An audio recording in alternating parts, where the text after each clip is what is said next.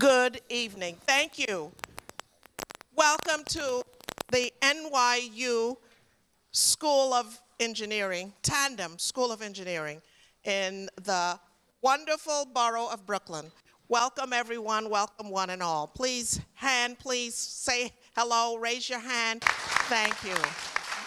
I'm Senator Montgomery, and this particular school is in my district, but we have a number of elected officials here, all of us here, to listen to you. But before we start the formal official program, I have one small thing that I would like to do, if you would indulge me for a minute. You know, when I have so many people in my district who are very, very, very special.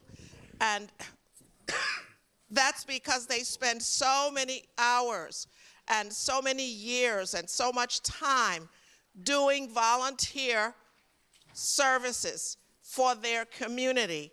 And one of those people is here tonight, and I would like for you to join me in honoring her. Where is she? Where is Ronnie? She's outside. Oh, Ronnie Debbie.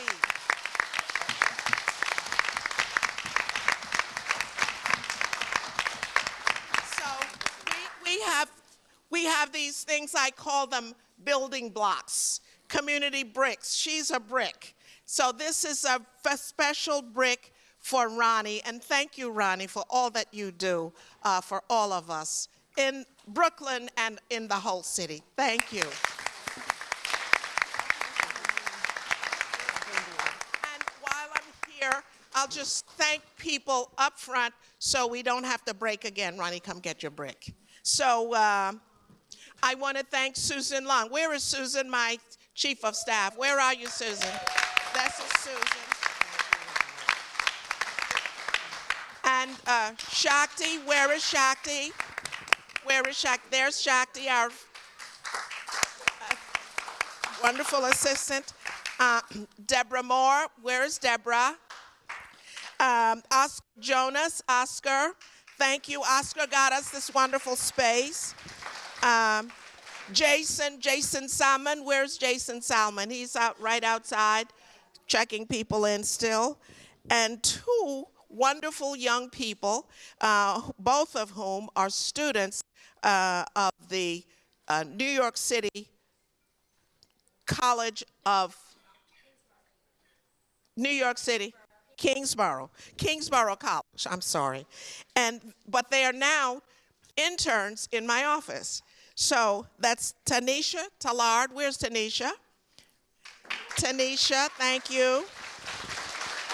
And Catherine Valdez. Catherine, thank you. And I have one of my staff people came down all the way from Albany. Where is Raquel?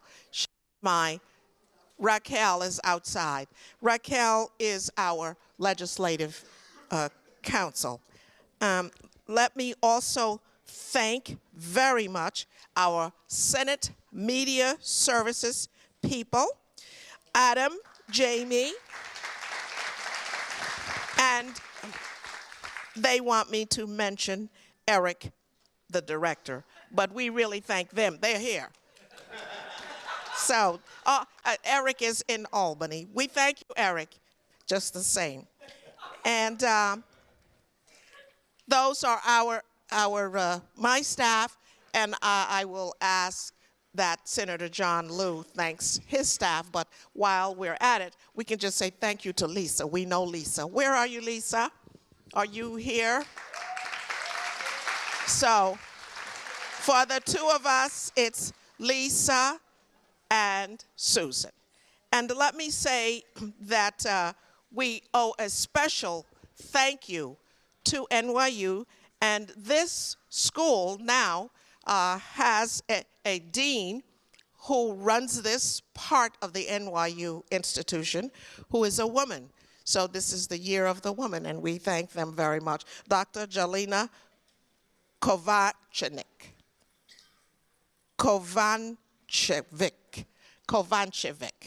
Dr. Jelena, Let me just do that. Dr. Jelena, we thank you very much and congratulate you for this. The person who was responsible for getting us this space, Saynor. Thank you, Saynor. Jennifer, Jason, and Lenny's. Thank you all. And let us begin this very, very important discussion. As you know, this has been going on. There's talk in the legislature. There's movement in the legislature around this issue. So we came, and I want to thank my colleague, Senator Liu, for making sure that we had an opportunity in our borough to speak to him around this issue. So you're here at our invitation, but we really want you to know that you're speaking to the chair of the New York State Senate Committee on New York City Education, John Liu. So we're also joined by Senator Myrie, Zelnor Myrie. We're also joined by Senator Prasad. We're also joined by Senator Kevin Parker. We're also joined by Assemblywoman Joanne Simon. We're also joined by Assemblymember Colton. And we're also joined by Senator Granados. So we're all here to listen to you, and I want to just invite Senator Liu to open our session up because he is going to be listening very, very carefully from each of you who are here to bring testimony. And thank you again for coming. Thank you very much, Senator. Thank you all your share. Thank you.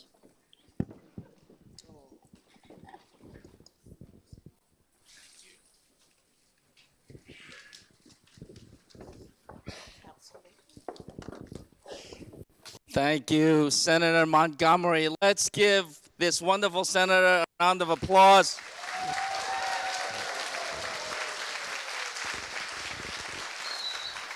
Our fantastic leader, Senator Andrea Stewart Cousins, has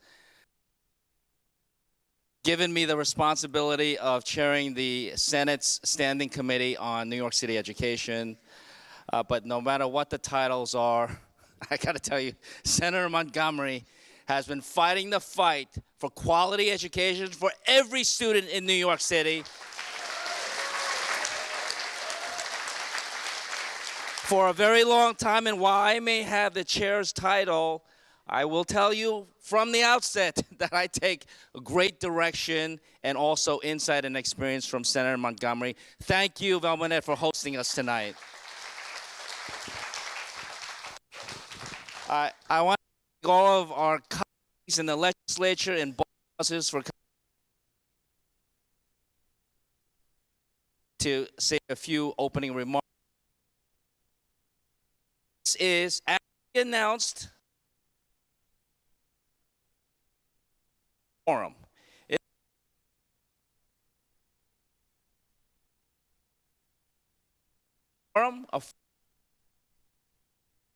Anybody who wishes to speak on this issue, and that's exactly what we're doing today. And the reason we had to do this is because last year when the city of New York and the Department of Education put forth a proposal, they did so without talking to very many people. In fact, they did so by segment population of our city. And that cannot the basis or starting point for any kind of change in public policy, especially one so are talking about. So before we can consider any kind of public policy going forward, we need to hear voices. We need to especially hear voices who were excluded from any kind of hearing last year. I imagine all of you are here. Now, the process by which we held these forums, we have, today, no day is ideal. So I know people are wondering, well, why are we doing this on a Friday night? The The reality is of it, Monday through Wednesday. So the only other days are Thursdays and other kinds of forums and hearings as well, including on the rent laws of the state of New York, which is going to affect millions of people, among other issues. Never the perfect day. It's available.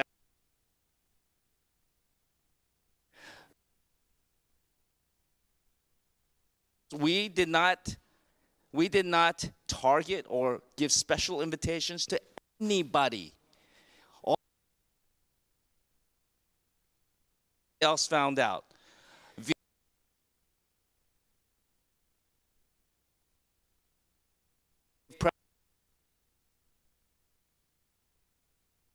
Anybody who's contacted us,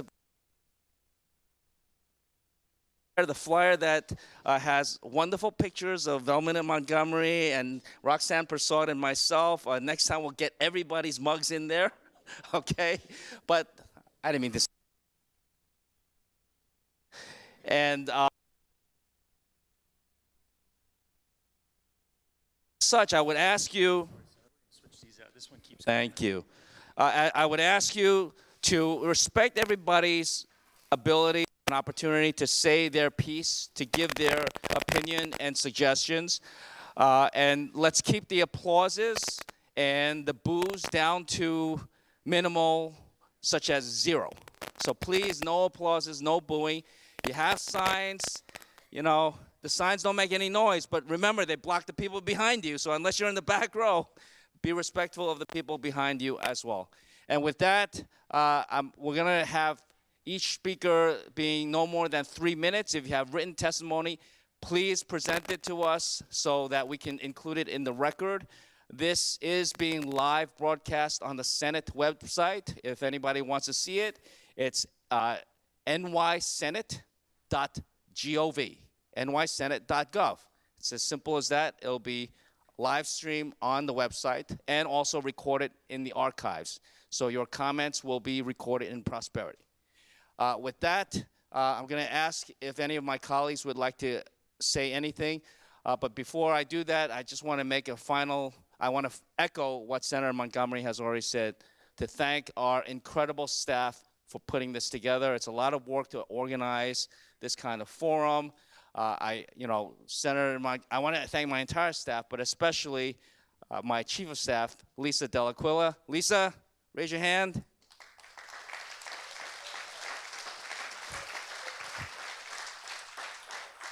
And as I mentioned to Senator Montgomery before, like this last month, every time I talk to Lisa, she's always talking about Susan Leung, who is the Chief of Staff for Senator Montgomery. So, Susan, thank you very much. I hope you'll give me my Chief of Staff back one of these days. With that, thank you very much for joining us. We're going to get this forum going. And would anybody like to? No. Okay, terrific. Well, then we're going to get started. And the first person is Ivan Khan. Ivan, come up. You'll get the podium here. The clock is right here for your 3 minutes. And following Ivan, we have Fiona Chen and Terry Ann Lawrence. Thank you so much. Good afternoon, everyone. My name is Dr. Ivan Khan. I'm a lifelong New York City public school student, a graduate of the Bronx High School of Science, and I also serve as the CEO of Auditorium, a supplemental education program with 11 locations serving the outer boroughs of New York City, primarily with low-income immigrants and minorities. For the past 5 years, our team has worked to increase the number of Black and Hispanic students at the specialized high schools through fully covered scholarships and community-based partnerships in North Brooklyn, Harlem, and throughout the outer boroughs of New York City. Firstly, I'd like to thank our dedicated Senate members for taking the time to engage our community that supports equity, achievement, and access in our beloved public schools.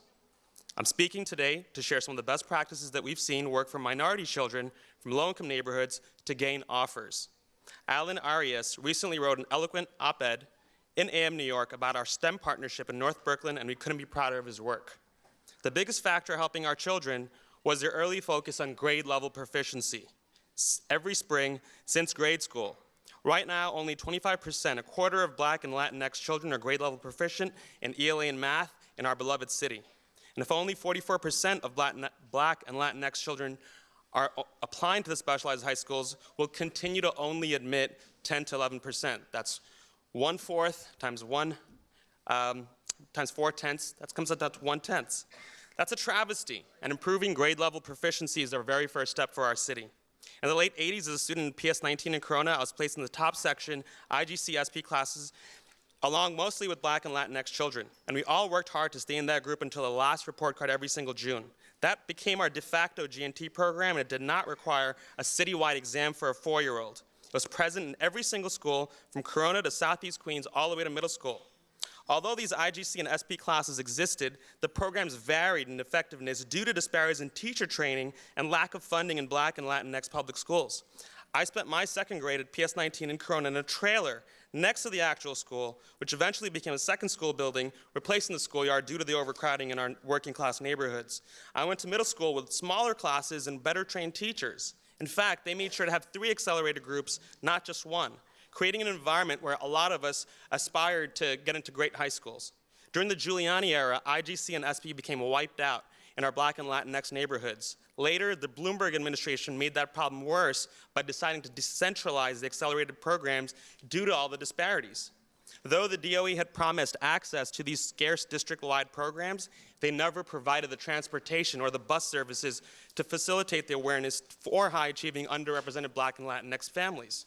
I support bringing back equitable funding for our schools, transporting and reporting by the DOE, and a complete revamp of the current GNT structure, which will emphasize Renzulli training for teachers and administrators in every single school. I personally oppose a centralized exam for a 4-year-old child that supports the same entry pathway, and I do support the same entry pathways of the 80s and 90s. I'd like to finally echo my support for the SHSAT, as it's been a vehicle for thousands of low-income minorities to get a great education in our city. I support the doubling of specialized high school seats to ensure that there is a different type of pathway for every single high-achieving learner. I thank you for your time, and I reiterate my support for the expansion of accelerated classes that flourished in the 80s and 90s, limiting class sizes, increasing culturally relevant education, and expanding the number of specialized high school seats and pathways. Thank you so much.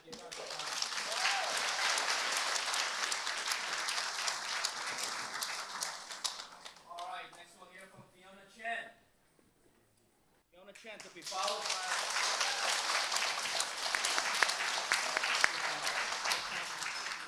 by Terry Ann Lawrence and Berlin Andol Blake.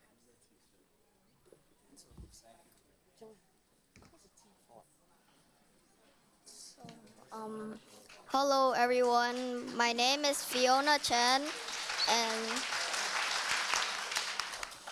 I am a 6th grader at IS 187. I am here today to show my support for the SHSAT.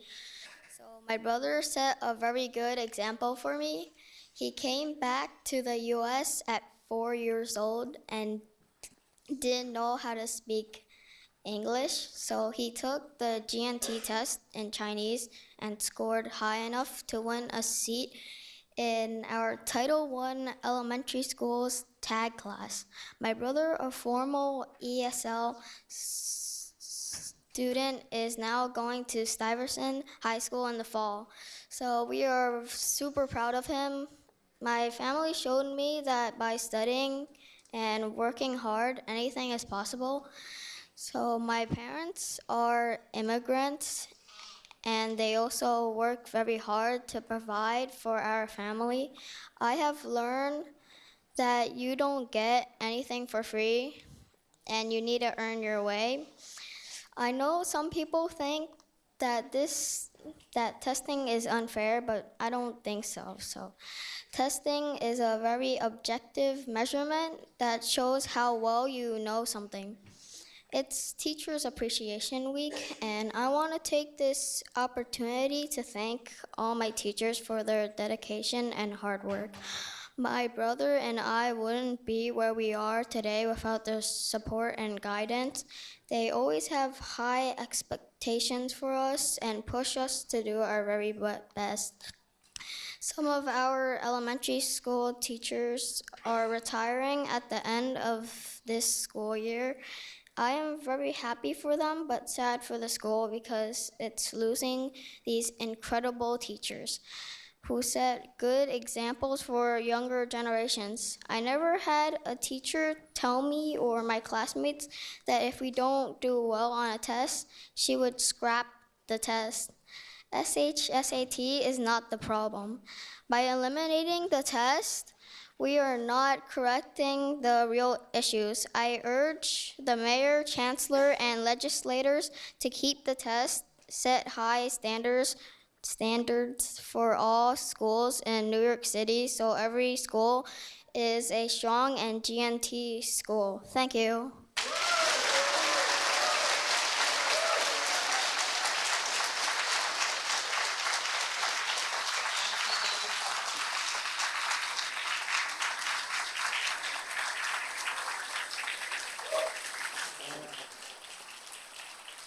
Okay, all right. We're gonna make an exception for Fiona with regard to the applause. But I want to note that Fiona is setting a really good example for us. She came in within her 3 minutes. Thank you, Fiona. Terry Ann Lawrence, to be followed by Berlin Andel Blake and Tabson Chowdhury. Okay. Good evening, everyone. My name is Terry Ann Lawrence, and I am currently a Sophie Davis student at City College. I'm graduating this year from the undergraduate portion, and I will be starting medical school in September. So I attended Benjamin Banneker Academy, and one thing that I want to highlight today is mentorship. I wouldn't be where I am today if it wasn't for my mentors. And sometimes you would see students and they have the talents, they have the capabilities, but they just need someone to sort of like water that seed of greatness within them and to help fertilize it. And that's what having a mentor did for me. I just want to give a beautiful shout out to the YWCA Brooklyn for my mentors there. And my mentor, Mr. Abney, Dr. Pernell, Mr. Perlman, and even Dr. Comrie. So I always knew that I was interested in medicine, and I said, you know what, this is what I'm interested in. I'm going to find someone to help me. And I was fortunate enough to find mentors. However, there are some students, they don't have mentors, and they need someone to sit down with, but they don't know where to look, they don't know where to find it. And so it would be amazing if more schools, if students have mentors, if there are more mentoring programs in certain high schools, that would be really helpful. I had to do a lot of searching outside of my school, looking for outside programs to help me, even with the college application process. My mentors at the YWCA Brooklyn helped me with the college application process, helped me to revise my essays and check to make sure that everything is in place when I was applying to different different colleges and things of that nature. So that is highly important. So that's the highlight of what I'm basically trying to bring to the table. A lot of times students, they feel as though they're not capable. They feel as though they are less than, and it's all about where the resources are going. Do they have access to certain resources? Do they know who to turn to? And if they don't have access to these things, then they will go on without being able to tap into their true purpose. And it's all about equity. It's all about equal distribution, and that is something that has brought me to where I am today, and so that is what I'm here to speak for. Thank you so much for listening.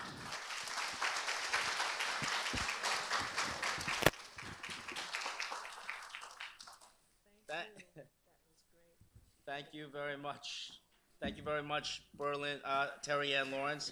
Next we have Berlin Andel Blake. Come on up.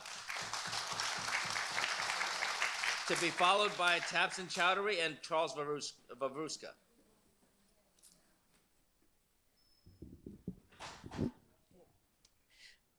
Good evening, everyone. My name is Berlin Andel Blake. I am born and raised in Brooklyn, New York. I am currently a freshman at NYU Tandon, majoring in computer science. And above all, I am a proud alumni of Brooklyn Technical High School. My time at Brooklyn Technical High School was very fruitful and the best time of my life. As a member of Brooklyn Tech's NESB chapter, I was given the opportunity to travel to different states, attend conferences, compete in national and regional competitions, and network with STEM professionals. In my time at BTHS, I have interacted with so many amazing students and faculty members, won so many awards, attended outstanding events, performed my school's orchestra, and helped out my school community. And nowadays, I sit back and think about what would happen to me if I had never taken the SHSAT. Maybe I would have been part of the other large group of low-income minority students who had their dreams cut short due to financial difficulties and social disparities. The SHSAT provides students from all backgrounds an equal opportunity to get accepted into one of New York City's finest schools. And most of the students who are taking these tests are low-income, high-achieving minority students who are going to be first gens. And even though I am a hardcore supporter in the SHSAT, I believe that there should be some changes to be made. Recently, I was making a web app that provides resources and guidelines to students who are taking the SHSAT, and I was shocked by the small amount of free in-person SHSAT prep courses. And I was even more shocked by the prices of these prep courses that's offered by popular tutoring programs such as Kaplan, Summa, and Princeton Review. The prices range from $800 to almost $1,200. Students who come from middle to upper class families have the ability to attend these top prep courses. But however, for students who come from low income households, they cannot attend these courses because $1,200 is equivalent to a month's worth of groceries or a month's worth of rent. I believe that it is unfair for students from low-income backgrounds to suffer because of their family's income. And this is why I believe that there should be a free citywide SHSAT prep course for students who come from low-income backgrounds, so that each and every single student can have a fair chance at a brightest future. We need to invest in our students, in our children's future, because they are the future. Thank you.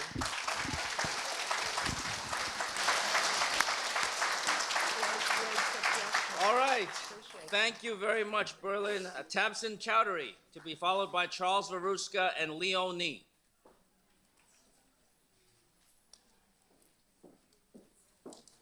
And by the way, the order of speakers was in the order of arrival. Tamsin, floor is yours.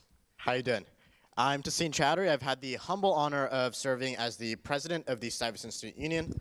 My parents immigrated to New York City from Bangladesh in the mid-90s, looking for better opportunities. My father has worked at a deli for over 3 decades, and my mother has delivered newspapers for over a decade. Now she's a home health aide.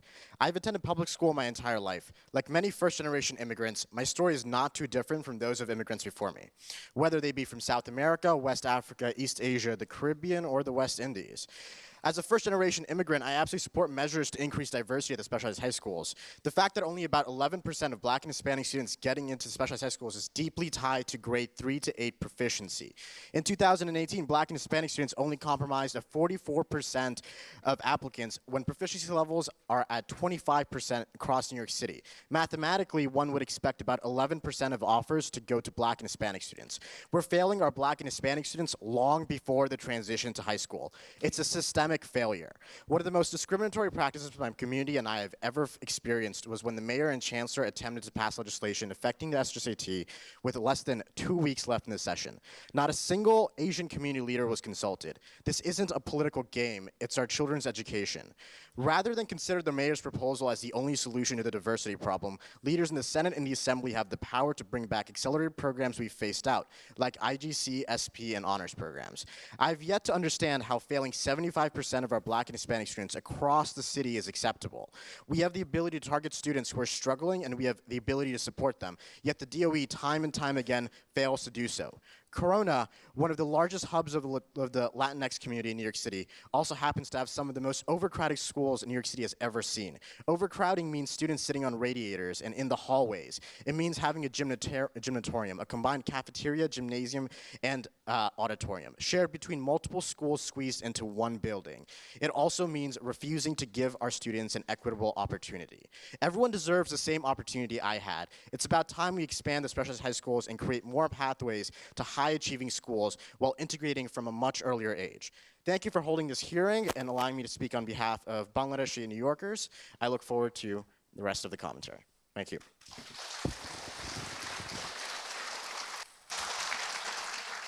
Thank you. Thank you, Tassin. Tassin Chowdhury, thank you.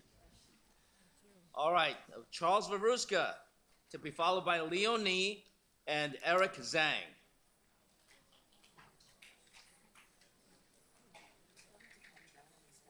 Hello, welcome.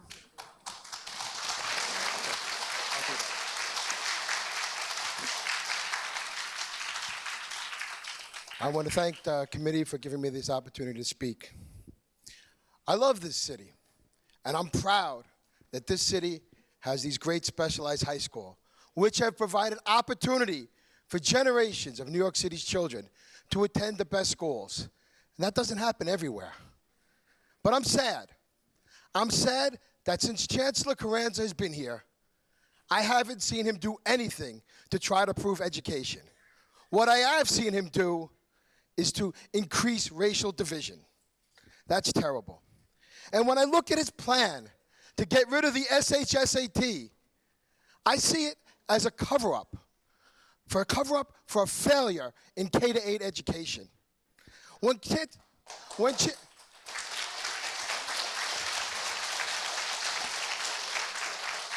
Every time I hear Chancellor Carranza say equity, I think that's code words for bringing all children down. Charles, We seen last week in the Mathgate scandal that parents are being perpetrated a fraud on our parents by giving them grades that are fraudulent. What we're seeing is some schools where only 2% of the children are meeting state standard, yet 93% of them are passing their math test. That's fraud.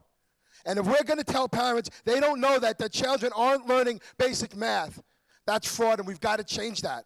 And I implore this panel to investigate this Mathgate and get rid of this grade fraud and make sure every parent knows what their children are doing so they can hold their teachers accountable, they can hold the principals accountable, and they can hold Chancellor Carranza and Mayor de Blasio accountable.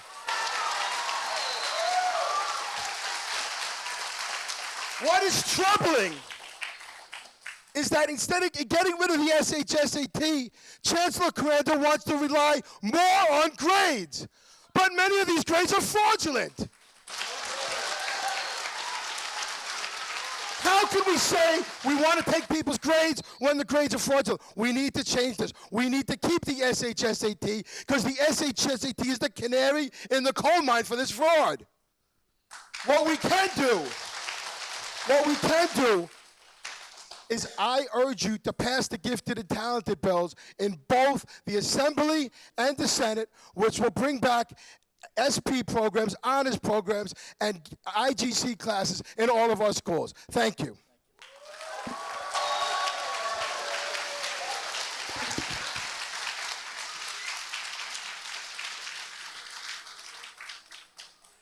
Mr. Varuska, where does your child attend school? Cooper Union? Okay. I think you've heard of it. Thank you.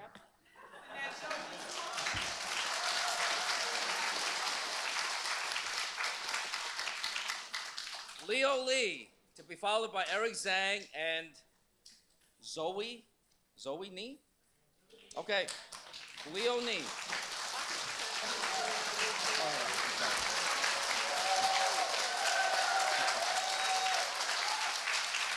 Thank you.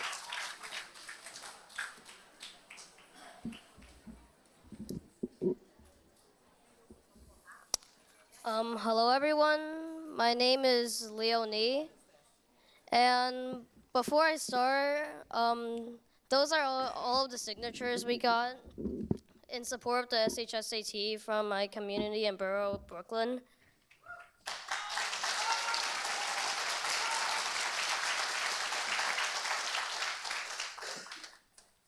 I'm currently also a student at IS 187. Actually, I'm in the same class as Fiona, and our school, on average, does pretty well on the SHSAT. But why does it do so well? It's because of skill, not because of skin. And the SHSAT judges only on pure skill and only skill. And now the DOE wants to induce a quota into it, which I think is racist. It doesn't fix any of our problems, but only makes more problems for us. Think of it like this. There are 1,000 different color sheeps that are testing against each other. Also, there's a group of people controlling the test called the NYC DOE. The top winners will get their chance at a better life for themselves. And the DOE sees that some colors of sheep are winning more than others. If they try to help the losing ones, yes, it will be hard, but it's what they're supposed to do. And instead, they decided to cancel the test and instead just put some of each animal into the winner's pile. And they're okay with that. But the sheep that had spent so much time and effort into achieving their goals but didn't win anyway will suffer. And even the sheep that luckily got picked as a winner were really just insulted, and their luck has only increased their pain. They will suffer as well because a quota does not fulfill the purpose of making the sheep better. And after that, with a different judge named Life, life is hard. Life is harsh, and most importantly, life will not give you free passes just because of your color. Life only chooses skill and not skin. So because of the villain of the story, the DOE, there's no happy ending for these innocent sheep. But this kind of thing is happening in real life. In 2014, the mayor allocated $150 million to improve 94 schools, and 3 years later, there were only 3 schools that made progress, so it is hard. But the DOE has to find a better way to do it. So what should the DOE do? They should find the true source of the problem and deal with it the hard way. They have to create more G&T programs and fix K-8 schools.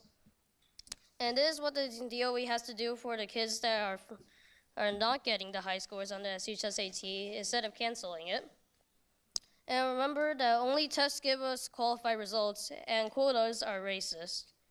So if we want to help all NYC students, we need to fix K-8, we need to create more G&T programs, and we need to keep the test. Thank you.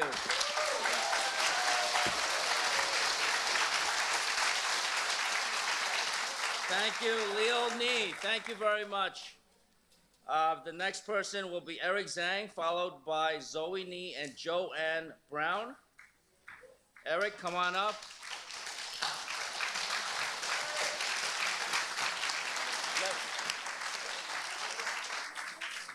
Yeah, you can. Why don't you use it first and then give it to us afterwards? Let me also note that we've been joined by New York State Assembly Member Walter Mosley. Thank you, Assembly Member Walt Mosley, for joining us. My name is Eric Zhang, and I am a 5th grader in school PS 204. I don't get why the SHSAT is being canceled. Tests were created to analyze what we have learned. Am I wrong? So the SHSAT tells high school administration how much you understand both English language arts and math concepts. People say it might be unfair that specialized high schools are full of students from Asian descendants, but even though there may be a lot of Asians, each and every one of them work very hard to get into those schools. If you want to make the SHSAT irrelevant, then you might as well make all tests unimportant. Let's say you are trying to get a driver's license, but you can drive bumper cars really well. Does that mean you could just drive because of that? There would be a lot more accidents because they don't know what signs mean, and drivers will lose controls of the vehicle. All people were created equally, and racism was a problem, but blacks fought for their freedom. Asians are fighting for their education. From 1976 to 1994, Brooklyn Tech students were majority African American or Latino. That shows that as long as you work hard, you can get into good high schools anyways. Everyone has the ability to get into specialized high school.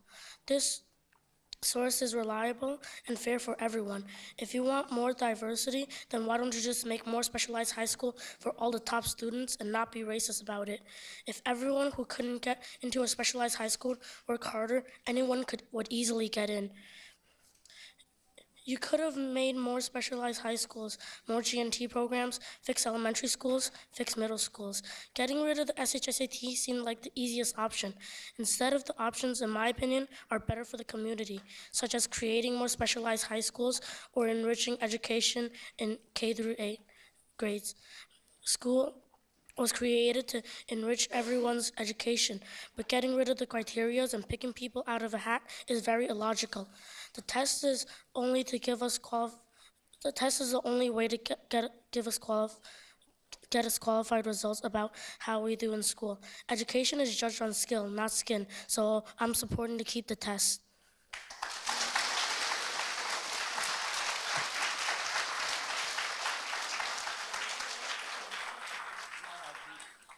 So we'll send this back to you. Okay? Thank you. E for penmanship. All right. Now, our next person is Zoe Nee, to be followed by Joanne Brown and Larry Carey. I want to ask you if your name is called up, if you're on deck, please come down so we can. I want to make sure everybody has a chance to speak. So come down if you get called on deck. I'm going to ask if a couple of these people can, those two seats in the front row, you can relinquish. Okay? All right, come on down, Zoe Nee, to be followed by Joanne Brown and Larry Carey.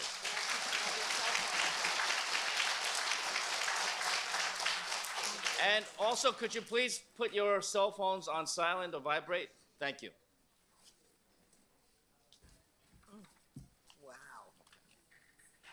Hi, my name is Zoe Nee, and I am currently in elementary school at my senior year. Next year, I'm going to William McKinley Superintendent/Honors Program. As we all know, the Governor, Bill de Blasio, feels the need to discriminate children like me, take out the better education opportunity. The thing, or should I say test, that our governor is proposing to take away is the SHSAT. This test determines practically our future. Just as Justin Trudeau, Prime Minister of Canada, has once said, but in different terms, said, if you kill your enemies, you're wrong. It is basically the same scenario. If Bill de Blasio takes the test from us, it will kill our opportunity, which is wrong. And then he hands it to people who might not be prepared for the stress, and then might fall into depression or anxiety, or even worse, fail their classes and exams. He's not fixing any problem. He's just making more problems. Speaking about the test, it has a story. Like the story my father once told me about of the honest boy. Once upon a time, a king wanted to find an honest child to replace him as a king, since he was getting old. He gave the children of the country a seed. He said that whoever grew the most beautiful flower from his seed will be the next king. But what the kids didn't know was that the seed was cooked, and it couldn't be grown into a flower. Finally, an honest child passes the king's test. You can see that the test can detect the honesty and detect the real you. So this story proves to us that when you don't know what a test is about, it will detect your true capability with your smarts. So I'm not only here to speak about my own test, I'm also talking about others. Sure, you might say, well, what if they do succeed? Well, look at the hundreds of other students you're affecting. Look how much bright minds you might lose. It is about the future of Asian students, the future of NYC. Of course, others will say there's too much Asians in specialized high schools, but the way I see it is that they're all quite biased, because the test wasn't made for us. It was made for all kids who wanted to attend specialized high schools, and the people who mark the test most likely doesn't know anyone taking the test and wouldn't let them in because they know them. Like every other test, it is what it is. So for the test, it should be no different, and I see no point in canceling this test or changing anything about it, because it is like any other test. The test is not the problem. We need opportunity for all kids, not for the skin. So my point is to keep the test.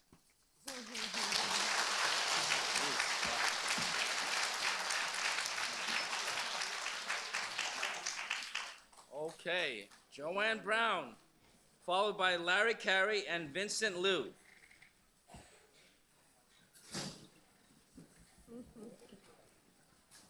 Good luck, Ms. Brown, following that.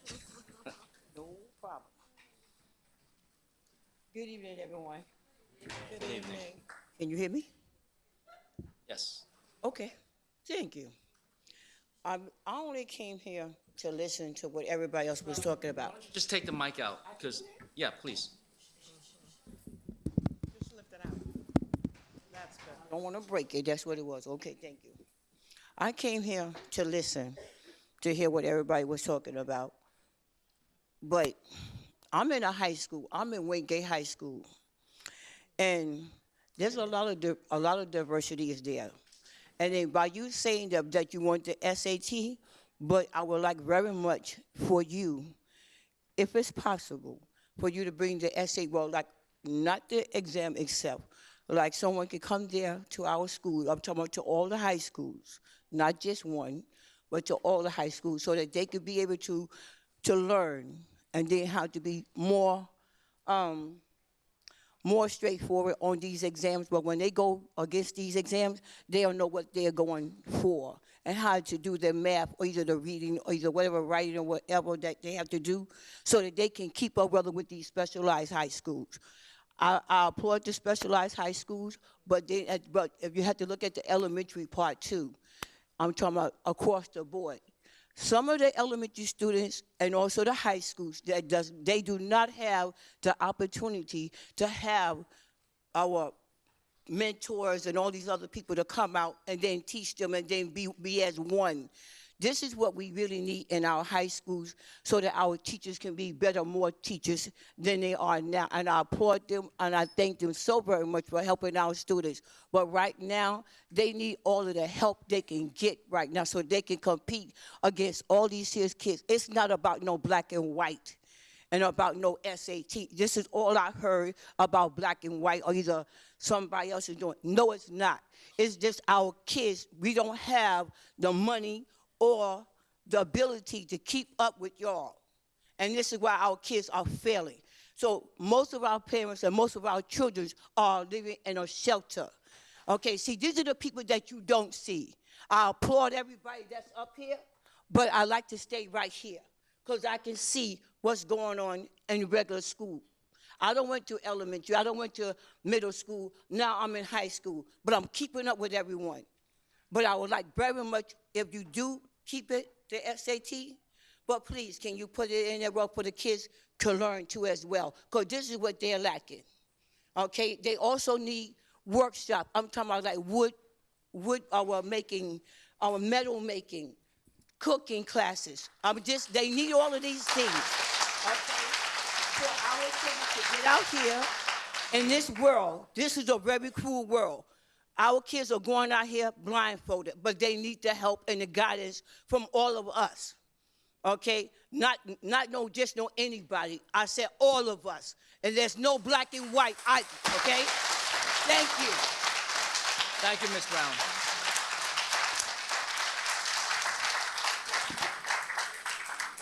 Thank you, Ms. Brown. Larry Carey is up next. On deck, Vincent Liu and Cloris Lee.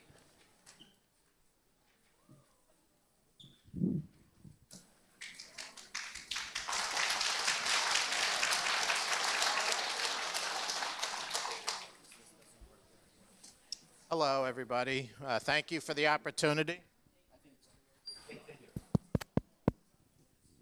ahead, try. It's on? It's on. It's on. It's on.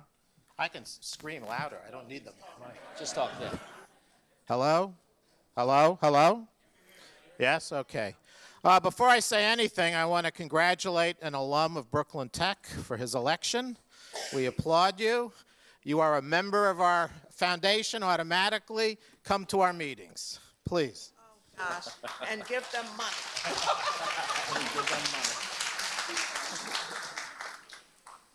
You know, this was advertised as a request to hear ideas about solving the problem. And we all know the problem is real and it's significant. And it's not an easy problem to solve. But there are some things which we have to respect in terms of the truth. If you go back in history, this is not ancient history to me, but for some people it might be. Brooklyn Tech in 1976, the majority of its student body was black and Latino. There were 2,014 black students at Brooklyn Tech in 1976. They all got in because of the test. And for nearly 20 years, a majority of our school was black and Latino. Today, that's not the case. Today, the school is predominantly Asian. It's changed. The question becomes why? We do not believe that the fault of the demographic situation is the test, but rather the failure of the city to properly prepare people to do well on the test. And so I'd like to talk a little bit about the need for expanded gifted and talented. The reality is there was, back in the 70s and the 80s and the 90s, there was an extensive program of gifted and talented.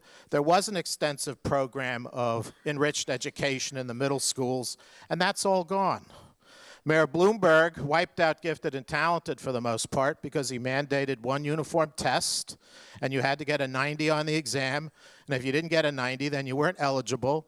And then for the black and the Hispanic communities, quote unquote, they didn't have enough kids doing well enough on the test in order to form a gifted and talented program. And so they had none as a result.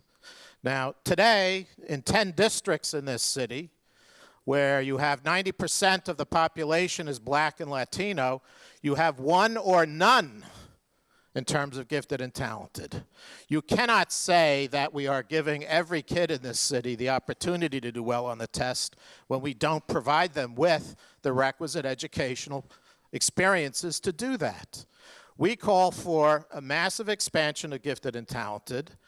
I'll tell you the truth, if the kid doesn't do well enough on the test, give us the top kids doing well on that test in every school, and let's create a gifted and talented program, and let's do it each and every year for those kids' lives to prepare them. And it will work.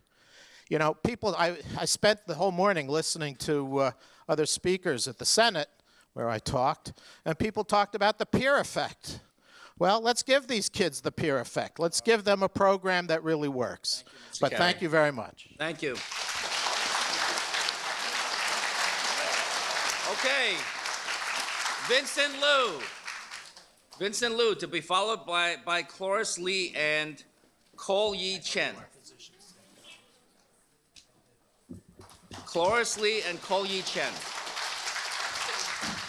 Go ahead, Vincent. Good evening. As a father of two and someone also graduated from the New York City public education system, I'm very disappointed to see how our city nowadays handles our public education.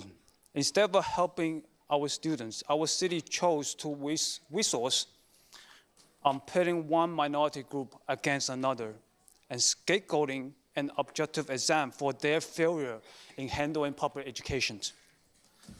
Our students from poor community are falling behind academically.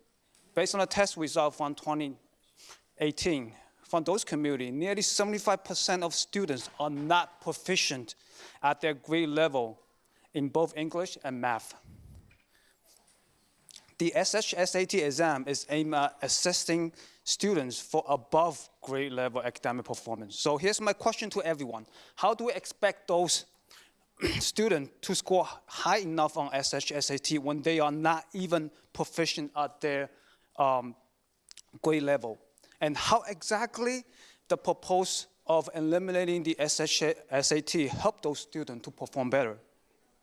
The answer is obviously no, it does not. All it does is covering up the real problem and deflect the attention needed to fix it. Although our mayor and DOE chancellor keep ignoring this, it's really a common sense that the result of the SHSAT exam is just a diagnosis which we affirm that we have problem in our K-8 education. The solution should be focused on fixing our K-8, not eliminating a test. With city's proposal, we are penalizing the high-achieving students and blocking their equal access to the education they deserve. And we all know that it's just a political chit shot that does the opposite of helping our students. Instead of, rather than eliminating it, we should provide more resources to help those that don't do well on the exam. So here I urge to keep the SHSAT in its current form, as it's the most objective way we can ensure equal access to our education system for all our students. Again, we need to fix the real problem, provide the real help, and most importantly, please do not politicalize our education system. Thank you.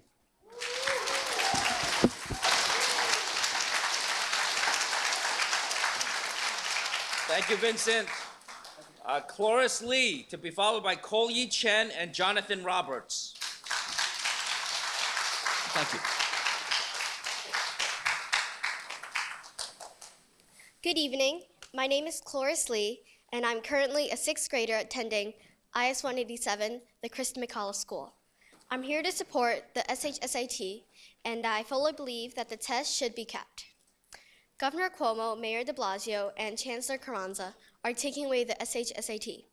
Taking away the SHSAT is taking away many chances of many students. And everyone should have the chance to take it, no matter your race, no matter your color, no matter where you live, and no matter your looks. You just have to try.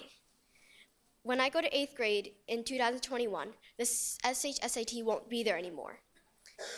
And I won't have the chance of getting into a specialized high school and a better high school, which means I will have a smaller chance of getting into a good college, and my chances of getting into a good, high-paid job will be even slimmer. If I work hard, shouldn't I have a higher advantage than those who don't even try?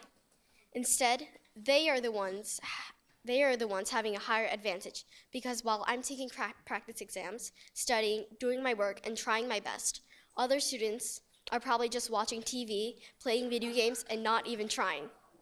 It's just not right for me to work hard and do my best while others are being lazy and they get into specialized high schools. Meanwhile, I have to go to a bad high school. It's not fair for me to do my best while others are just simply being lazy. The SHSAT can't be taken away because the government can't admit their own mistakes. Thank you. Thank you. Thank you. I want a couple of responses. I really feel very proud, and thank those parents who brought the children, the young people. These are elementary and middle school young people, and they're being prepared for leadership right now. So I want to thank them. These are. And let me just say, it does not matter which high school they end up in. They're going to be leaders because they're being trained for leadership from home and right now. So they're not going to wait to high school. I do want to say to the parents of those children, be very careful how you prepare them for this argument. We should not assume that because a group of young people that we're fighting about, we would like to see more of in those schools, it's not that they didn't get in the school because they're lazy. So that is a very, now I'm talking to the parents.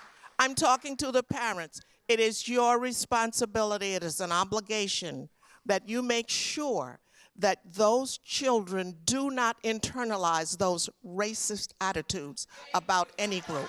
So I want to just put that out there. And I think Senator Prasad would like to address this issue as well. I am just going to follow up. Senator Montgomery said some of the things I wanted to say. This is a listening tour, per se. We are asking you to bring us ideas, bring us an understanding of what you're going through. We are not asking anyone to pit one group against another. This is not what this is about. This by no means is anything against any one ethnic group. This is not what we're about. If anyone in here believes that we're pitting groups against each other, I suggest you think carefully about that. That is not the conversation we're having. That is not the kind of environment that we're trying to have. This has nothing to do, as I said, with any ethnic group. This has to do with an educational issue that we see there's a need for change. I don't think there's anyone who in good conscience would say the system is correct the way it is. The system does not need fixing. I don't think anyone, again, in good conscience can say it is okay the way the system is, that we should not look at it. That's what we're asking people to do today. We are not asking anyone to pit one group against another. By doing that, you're not doing anyone a favor. You're not helping any group, whether it's an Asian group, it's an African American group, or a Latinx group. You're not helping anyone by having that kind of a conversation. Thank you. Stop it. You're out of order. You're not helping the process. Sir, you're not helping the process. You are not helping. You are not helping. Please, you're not helping. If you would like to speak, get on the list. All right, let's get back to the forum because we have a lot of people to hear from. All right. Let's continue with this forum. I do want to say that I agree with everything Senator Montgomery and Senator Persaud said, but I also want to point out that Cloris Lee, the student who we just heard from, never mentioned anything about race. She did. She did. Okay? Now, I've been around for a long time, all right? Almost as long as Senator Montgomery. She has a couple years on me. I think I've been around longer than Senator Persaud. She readily says yes, okay? And sometimes big people, adults, we already made certain assumptions because we have been through a lot of discussions, we've read a lot of things, and you know, I think it's important, even though I don't think Senator Montgomery or Senator Persaud said it explicitly. I'm going to say it explicitly. Sometimes when people call other people lazy, that is often viewed by the African American community as code word for African Americans, for being the reason that they somehow were not able to do well on a test. So let's just put it out there. And that is why there's a caution to parents that, you know, parents, when you have a child as young as Cloris, she probably is going to be significantly influenced by what the parents are saying. Nonetheless, Cloris did not say anything about race. And I can also tell you that, you know, I know a little bit about the Asian community. I'm Asian. I've been Asian my whole life. Really? And, you know, when I was growing up, and now I see, you know, not only my son, but my nephews and nieces, when we say lazy people, we're not talking about anybody from any other race. We're talking about, a lot of times, about siblings and about cousins and about other people that you're going to school with. And so when we say, when people in the Asian American community say lazy, there's not necessarily a direct correlation to race. There's simply,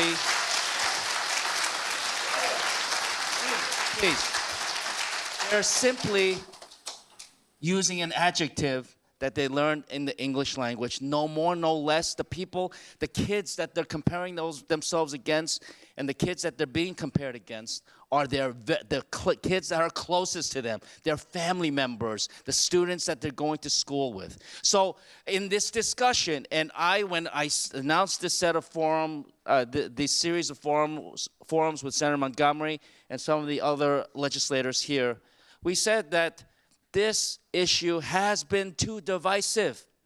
And it has, as some of the speakers said today, pit communities against each other, unnecessarily so.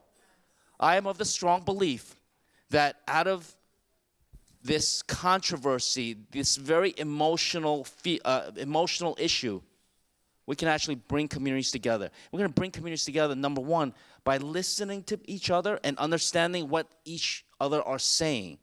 And then from that, figure out what changes, if necessary, should be enacted to bring our city, our state, and indeed our country forward. But we do so thoughtfully and open-mindedly, and let's listen to everything that everybody's saying carefully and not make assumptions about what they're saying. With that, please, no response, please, because I think the speakers are doing very well. It's the audience that's keeping us, getting us behind on the time. And we have about 60 speakers. So we want to hear from everybody. And you know, the people who signed up late, they are entitled to be heard also. So let's call up Ko-Yi Chen, to be followed by Jonathan Roberts and John Kwok. That's exactly what they're doing.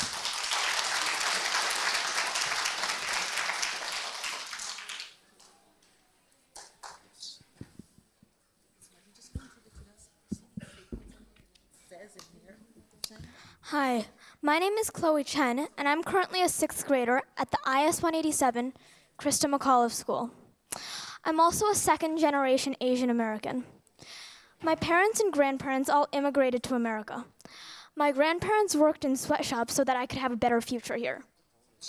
They work hard so I can live the American dream, the dream that if you work hard, you'll advance in society. The SHSAT is part of that dream. Anybody can take the test, and it doesn't matter how you look, where you live, or how you would sound in an interview. You just have to work hard. If you can't get into a good high school, it lessens your chances of getting into a good college, which also decreases the chances of getting a good job, therefore affecting the future forever. With the new plan that Mayor de Blasio proposed, the chances of a student at my school, Krista McAuliffe, getting into a specialized high school would be much slimmer than a student who goes to a school that may not be performing as well academically. Currently, my school sends many of its students to specialized high schools per year. With this new plan in place, we would lose around 186 offers, leaving around 19 spots in total for our school. Students from our other schools who may not work as hard would get a higher chance of getting into a specialized high school, even though our grades are just as good or even better. We should have an equal amount of chance and opportunity as everybody else from another school to go to a specialized high school. Getting rid of the SHSAT would come as an expense to students who work extremely hard to get into these top schools. Thank you.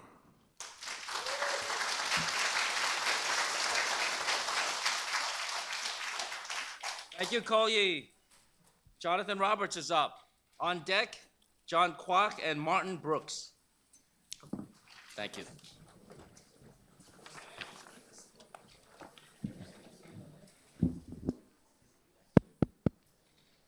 Hi. Hear me? Good? Okay, good.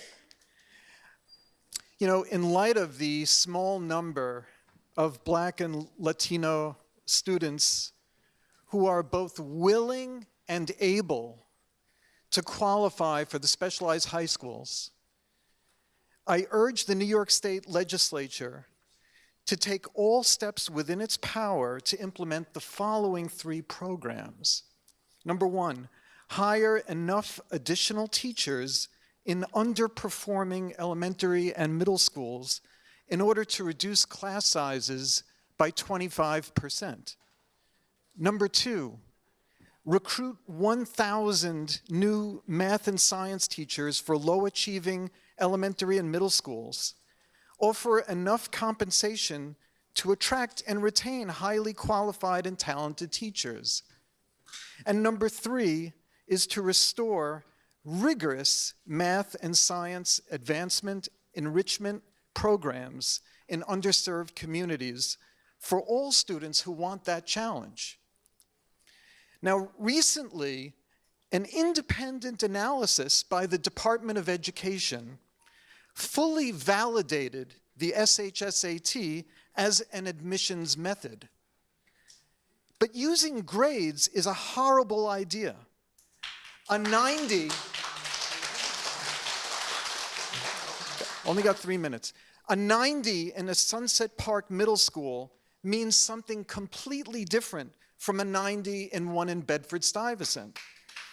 Grades are influenced by student likability, teacher leniency, different course rigor, and currying favors. Are you the teacher's pet? I was not. The test is the least biased.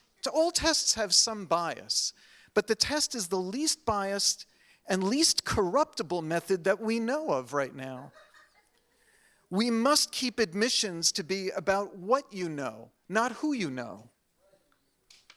The SHSAT is simply exposing our large racial achievement gap. But changing specialized high school admissions affects less than 2% of all students and does nothing to educate or empower our Black and Latino youth. Tests today are under attack because they reveal very unpleasant truths. They're partial truths, but they're truths nonetheless.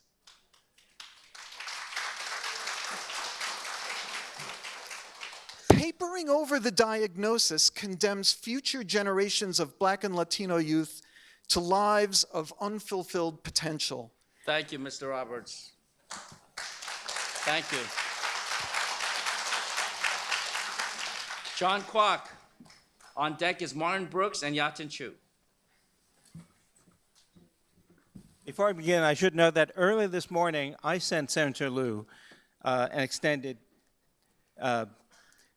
document of my testimony. So I will try to keep my remarks brief, but I will ask Senator Lieu to pass on to those here tonight, sitting with him, copies of that testimony. I am a Stuyvesant alumnus. I am by training a former evolutionary biologist with a background in invertebrate paleobiology and evolutionary ecology. I'm a longtime member of the National Center for Science Education, which is the foremost public organization devoted to fostering the teaching of evolution and climate science here in the United States. I'm also a longtime volunteer with the World Science Festival. However, tonight I am only speaking for myself, not for both of these organizations, though I will note that as a World Science Festival Science Ambassador, at some of its events, its City of Science events, I have seen hundreds, if not thousands, of Black and Latino kids and their parents interested and excited about STEM. Clearly, this is a serious issue that needs to be addressed, and I don't think it's being addressed seriously from what I've heard from, quote, diversity and desegregation advocates. The SAT is a symptom. It is not the cause for the low number of students you are now seeing in these communities who are attending my alma mater, Stuyvesant, and the other New York City specialized high schools. These numbers will not be addressed until New York City government officials deal with the root causes, which are the absence of gifted and talented programs and the absence of a strong commitment for STEM education, starting in first grade, if not earlier, for all students, especially for the Black and Latino student populations largely absent from the New York City specialized public high schools. I will note that having been interested in looking at science denialism around the world, it is fair to say that those who are advocating diversity and desegregation are no different than those who believe vaccines should not be administered because they falsely believe that vaccines cause autism. It's not only me, but others recognize that many science denialist movements use the same thinking and tactics that you see from the extreme progressives and radical leftists. It is appropriate, unfortunately, that today's hearing is held in Brooklyn because we have two Brooklyn institutions that have aided and abetted these organizations. The Brooklyn Book Festival had 2 panels 4 years ago condemning school choice and what was called segregation, class, and race in the New York City public schools. Thank you, Mr. Clark. Thank you. All right, thank you. Let me just quickly finish, if I may, Mr. Liu. No, we have a lot of people to hear from. Mr. Brooks, Martin Brooks, to be followed by Yatin Chu and Keith Allah.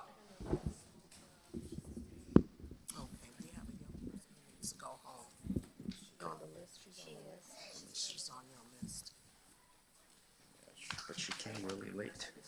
In my opinion, if the students can't do the math and don't have the reading comprehension skills, admitting them to the specialized schools is just setting them up for failure. It's completely nonsensical in spite of the worthy objective to create more diversity in these schools. The question that should really be asked is, why can't the top 10% of students in each school do well on the test? LaGuardia High School, the Performing Arts, gives potential students in its art, drama, dance, and music programs both an audition and a test assignment. I've never heard anyone say that if they didn't have enough diversity, that they should get rid of those tests. If you're not going to do it for drama, music, and art students, why would you do it for STEM programs?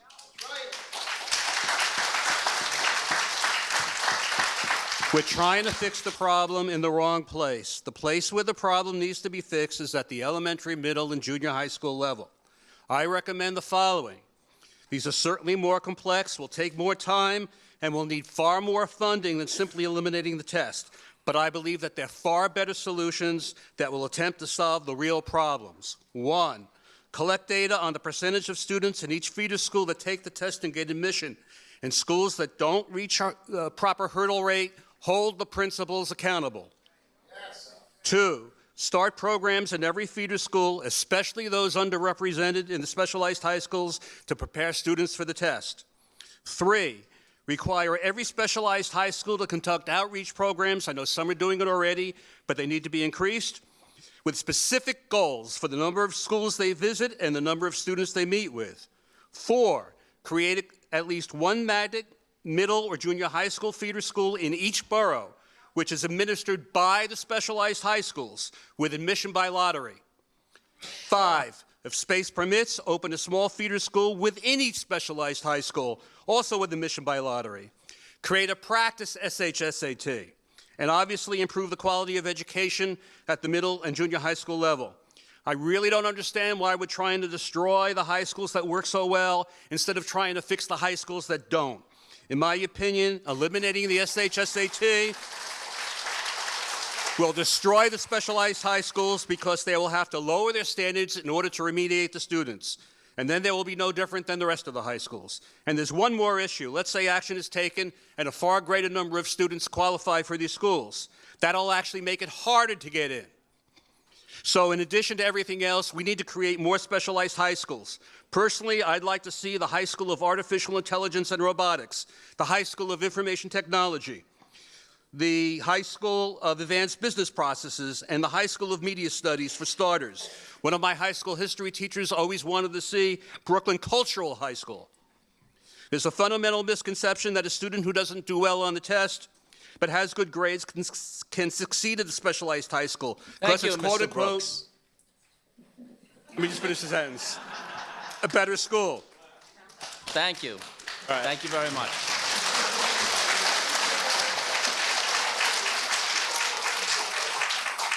All right, Yatin Chu. On deck is Keith Allah and Veda Clay. Good evening, senators and assembly members. Thank you for spending your Friday evening with us. My name is Yatin Chu. I'm a parent of 2 public school children and a Bronx Science alumnus. Abolishing head calandra and allowing de Blasio to decide the specialized high school admissions is like having the fox guard the hen house. As comptroller in 2013, Senator Liu released an audit of the DOE's application process for screened high schools. The audit found that, quote, the DOE lacks adequate controls to ensure an accurate screening and ranking of the students who apply for admissions. As a result of these weaknesses, the possibility of inappropriate manipulation of student rankings, favoritism, or fraud is not being adequately controlled, end quote. None of these problems have been fixed. The mayor's proposed ranking process cannot be trusted to be fair and equitable. We cannot let him extend this to the specialized high school admissions. Don't believe the fake news discrediting the SHSAT. The test was proven to be predictive of academic performance in high schools in a study commissioned by the DOE. But de Blasio didn't like the results and covered up for 5 years. Notably, the study went out of its way to say that the strength of the SHSAT's predictive ability is unlike any study that he has seen in social sciences. Just as LaGuardia uses auditions to assess talent for performing arts, the SHSAT is an audition for STEM talent. Should the mayor put an end to auditions for LaGuardia and simply offer seats to the top 7% of students? I believe Jumaane Williams echoed the same sentiment earlier today. As others have noted, why isn't the mayor replicating the feeder schools so that more schools can prepare well for this test? Instead, he chose to penalize these schools. Furthermore, his plan marginalizes families that chose non-public middle schools because their public school options were so bad. Just 2% of these students will win a lottery spot at the specialized high school. Last and most important, instead of giving all 8th graders the opportunity, the mayor's proposal shuts out 93% of them at the outset. This is not equity. This is a quota. In conclusion, the SHSAT has been scientifically proven to be the single most objective, predictive, and equitable admission standard. It provides 100% of NYC students the opportunity to high-caliber STEM education and must remain as the sole criterion of admissions to the specialized high schools. Thank you very much.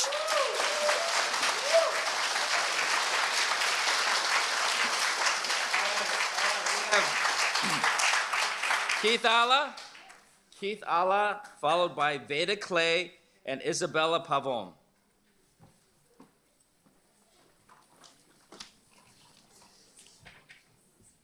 Hello, my name is Keith from Dreams Youth Build. Dreams Youth Build is a program that helps students who have dropped out of high school and have fallen through the cracks get back on their feet with their HSE. Dreams has several components besides getting the HSE. They have an on-site social worker, we do community service, and we have in-class tutoring. I believe this is very important, not just for programs trying to get the HSE, but for actual high school. Because if high school has these type of programs in place to begin with, you don't need programs like Dreams for kids to fall back on.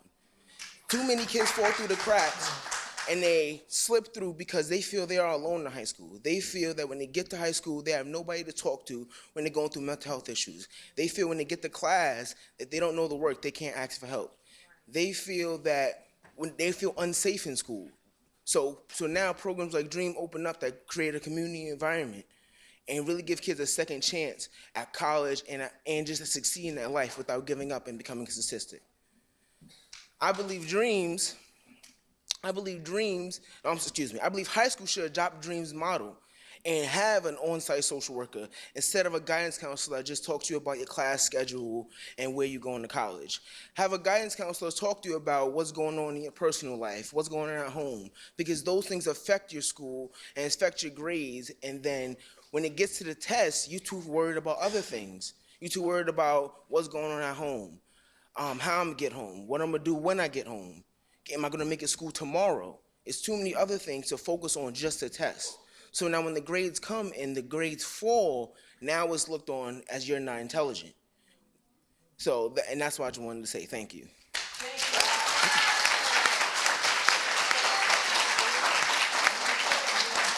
Thank you. Thank you, Keith Alla.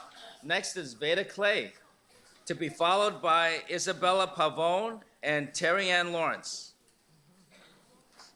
Come on down if you guys are here. Hello, hi, my name is Jada Clay. I'm sorry, I'm going to be reading off my phone. Yeah, okay. It's okay. I'm a student at Dreams Youth Boat. I've been attending Dreams for about 4 months. Before Dreams, I struggled in school and didn't feel like I was receiving support I truly needed to be successful in a traditional schooling system. My high school lacked materials and opportunities for me to properly be educated as well as graduate on time. The lack of support made me feel uncomfortable in the setting, and I was told I desperately needed in order to achieve my goals and dreams. Also, coming from a single-parent household, I found myself working so hard I found myself working so I could provide for myself and a household, and for my household at a young age. Life happens when I didn't take the traditional, life happens. I didn't take the traditional path for schooling, but I'm doing everything in my power to get the education I know I need and deserve. Alternative school programs are needed for students like myself. They are made to provide education and support those who are not going down the traditional path. I'm happy to attend Dreams because I found my second family.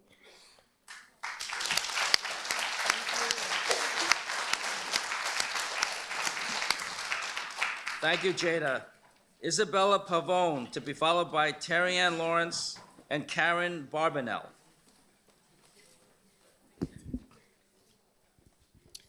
Good evening, everyone.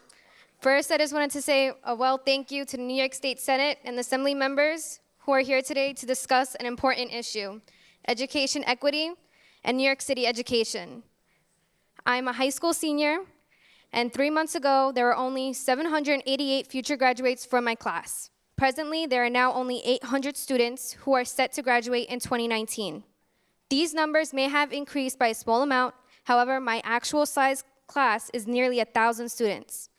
With the 200 students who aren't graduating, I wondered if they did have access and were provided with more college counselors and advisors, if they would be graduating with me and my fellow classmates next month.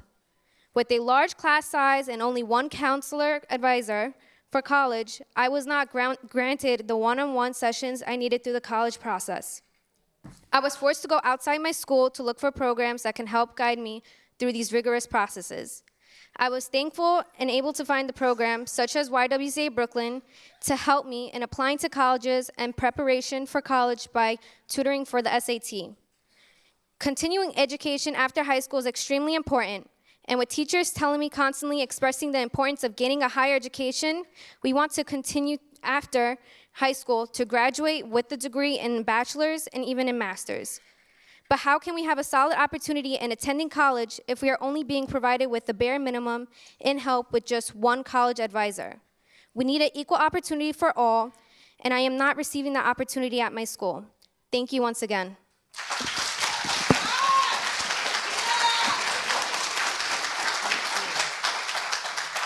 Thank you, Isabella. I said Terry Ann Lawrence was on deck, but Terry Ann already spoke earlier. So you only need to sign these lists once, by the way. Karen Barbanel, to be followed by Mary Alice Miller and George Lee. Karen Barbanel. Thank you.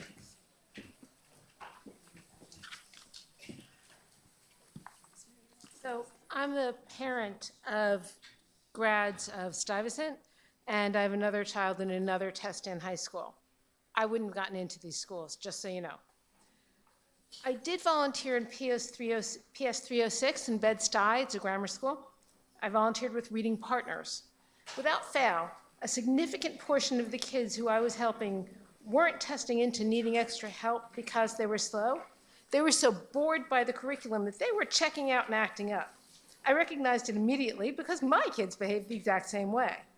All were kids of color, some were Somali immigrants, some came from families that seemed enormous but were more like extended families, including teens who brought home their children.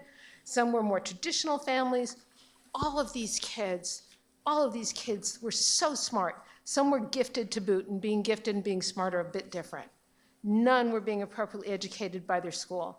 Why are these children not being recognized as deserving of gifted and talented programs? Why are they being thrown away? Because their parents don't vote? Don't try to tell us that 8th graders can magically be popped into a high-stress, high-activity environment and not suffer from depression and imposter syndrome issues. Even kids who are well-prepared are suffering more and more due to societal changes. Taking kids who don't have adequate tools and social supports into specialized schools is literally like throwing non-swimmers off the deep end of the dock. They'll drown. Look at what happened at Harvey Mudd, an exceptional school. Do you guys know Harvey Mudd in California? Yes. Okay. They followed every protocol to give students positive starts in a high-achieving school community. They had enormous numbers of suicides. It was a disaster. It was horrible. And the woman who runs that school spoke on NPR. She spoke all over. I strongly encourage every parent to listen to that. So this is the risk you're taking with society's children, with our children. It's a kind of cruelty that boggles the mind of every caring person. And HMU spent years creating protocols to support success. The current city administration just wants to drop pubescent kids, already a tough time, into a new challenging environment with essentially no preparation for students or teachers. What could possibly go wrong? Seriously, how cavalier can you be with children's lives? Now let's take a look at the other vulnerable, historically low voter turnout community you're bashing. It's in style to bash Chinese populations. Look at our current federal administration. Do these families look wealthy to you? Do they look un-American to you? Or do they just not look like your people or your voters? And I'm speaking that to the mayor and others, not to these people here. Our current schools chancellor has bragged more than once that he couldn't pass geometry, which is 10th grade math. He recently walked out on the male African-American New York State Teacher of the Year during that teacher's speech. I don't see a single parent in this room who would let their child get away with spewing such garbage or behaving so rudely. There isn't a single union construction job available to someone who couldn't pass that high school test. And nowhere in society should such dismissiveness of someone's achievements be acceptable behavior. Thank you, Ms. Barbanel. Thank you very much. And we have your written testimony. Okay, Mary Alice, I gave you a heads up, but you may not have known. So you want to go now or you want to go next? I'll go next. Okay, we'll hear from George Lee, to be followed by Mary Alice Miller, and then Wei Wei Huang. Please.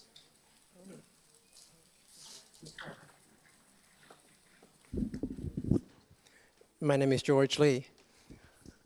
I came from an assembly hearing this morning, and boy, did I hear a lot of nonsense about the SHSAT not being valid.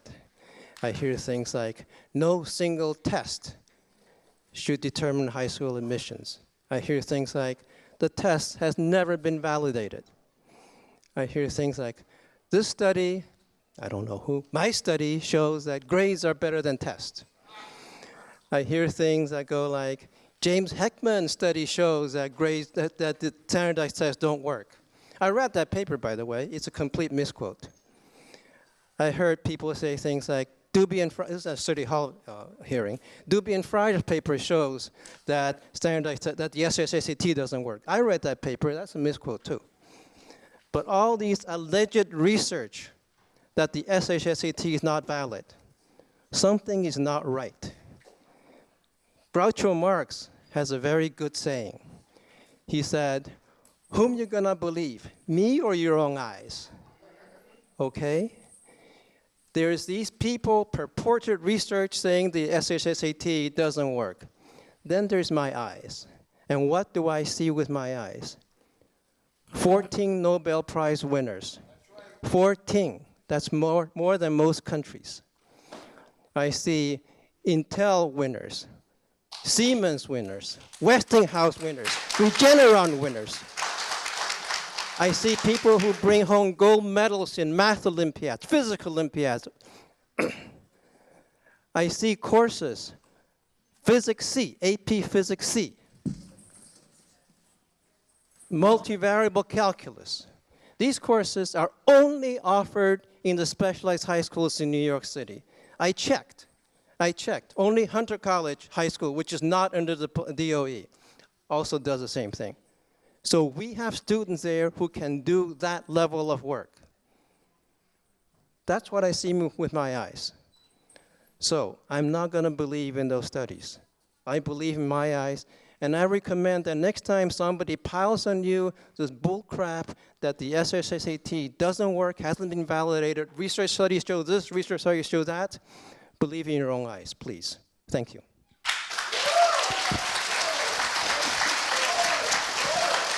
Thank you. All right. Mary Alice, do you want to just take the mic down there? Want to just take the mic down there? Yeah. Here, there, take this.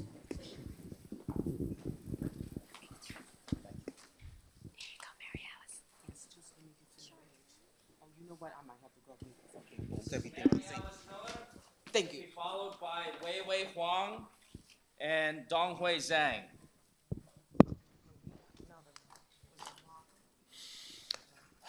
Okay, I'm going to say something that I have not heard anybody else say at the hearings, and maybe it's because they're too polite to say it, but I don't care about being polite. High-achieving African American and Hispanic youth scholars cannot compete with a culture that has no problem with cheating on standardized tests. After the last hearing, I Googled cheating on standardized tests in Asia and in the United States. Here is some of what I came up with, including cheating in Stuyvesant in 2012 and 2019, just last month in April. Cheating is so rampant in Asia that China had to pass a law that would give people 7 years in prison for cheating on standardized tests. There have been literal riots when test takers were not allowed to cheat during the test. And everything I'm saying now and I'm getting ready to say, I have documentation. Cram school tutors have provided actual test questions in advance to their students who go to their schools. There have been all manner of apparatus that have been used to cheat on standardized tests that would make James Bond and Maxwell Smart jealous. And I have pictures of some of that stuff in here with people who got arrested, who were sentenced to prison sentences, who had to forfeit their tests, all kinds of stuff. Some of the newer immigrants who have come here after I went to Stuyvesant in the 70s, and my sisters went to Stuyvesant, so behind me, have come with that cultural milieu of cheating on standardized tests. Let's tell the truth. Look it up yourself. There have been documented cheating in Stuyvesant, like I said, in 2012 and 2019. There's been documented cheating on the SAT, the ACT, and the Regents exams.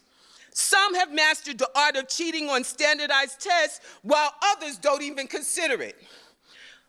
Obviously, the standardized tests can be gamed. Standardized tests do not measure the entirety of a student's intelligence or capability to master challenging material. This is the reason why increasing numbers of colleges are not using standardized tests in their admissions criteria. They have found students who gain standardized tests also cheat in college by having others take entire courses for them besides cheating on the test. This is a serious public policy issue. People who cheat on standardized tests and coursework cannot be trusted to be competent doctors, dentists, engineers, etc. Thank you, I Ms. have heard individuals say that they are wary of professionals who come from a culture that embraces cheating. Thank you, Mary Alice. Thank you. Our next speaker is Wei Wei Huang, to be followed by Donghui Zhang and Tom Shepard.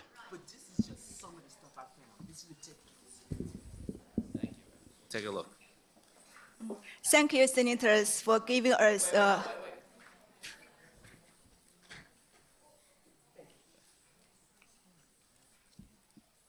thank you, senators, for giving us a precious chance to speak up our concern. I say precious because everyone knows people like me was excluded from the beginning. And as you said, people like me, like us, are also New Yorkers. We are also taxpayers, and we are also voters. So thanks for giving us a precious chance to speak up. Actually, my topic is very simple. I would like to say racial gap is not racial bias. the SHSAT test is not the root cause of racial gaps. Like a mirror, it only objectively reflects the widening racial gaps observed in education, especially for Black students.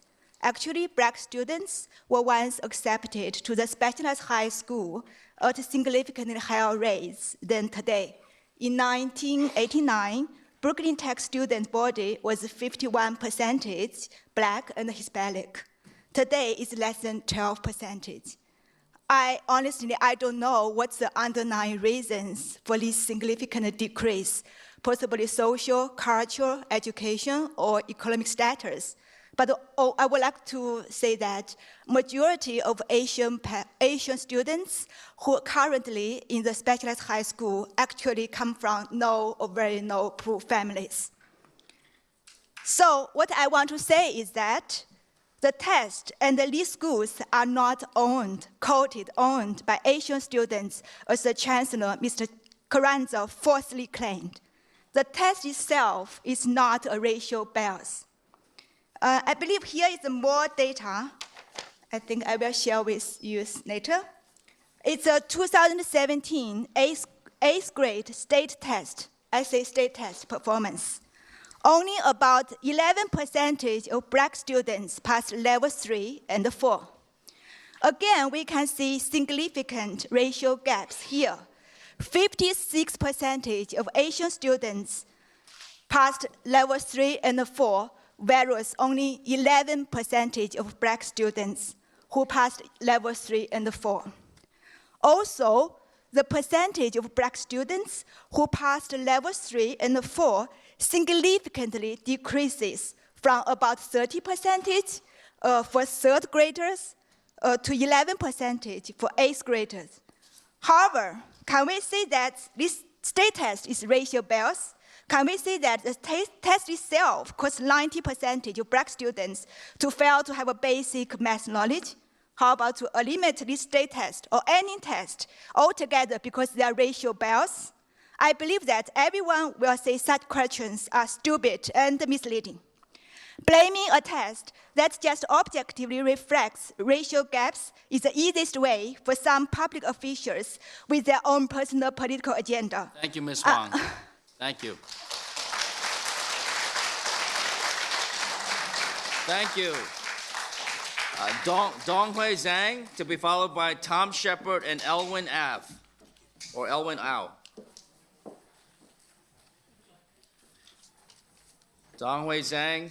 Next up is Tom Shepard and Elwin Au. If you guys could, whoever's on deck, please come down to the front row. Mr. Zhang, please proceed. Okay. Thank you, Senator Liu, and all the senators and all assemblymen to host this hearing process. I'm the president of New York City Residence Alliance. I'm also a proud father of 2 New York City public school students, one in Stevenson and one incoming in Bronx. They study, they learn, they take the test, they succeed the test, and then they go to the special high schools, which is fair and objective. They will continue to learn in high school and college, and then serve our community and country. So merit-based admission and competition is what keeps our schools rigorous, keep our city prosperous, and keep our nation strong. We are here defending this. Mr. Mayor and Mr. Chancellor told us the test preparation was a waste of time. We say no, the test inspires students to learn, just like the Olympics inspire the athletics to practice. And as a parent of 2 school kids and a long-time student myself, I know the test preparation, the test, and the test review after the test are most important part of the learning process. It should be encouraged, but not blamed. They were also attacking the test materials were not consistent with the teaching materials. Okay, then propose your own test, or make it as 2 tests or 3 tests, as long as it's objective. We are also here defending the civil rights of Asian children. Every child are born equal under the US Constitution, and they should be treated equally. And actually, I would like to suggest, in the future, admission process, please make color blind. Don't ask what color the children is. They are black, they are Asian, they are white, they are Latino. Does that really matter? They are all American kids, and they all have the same American dream.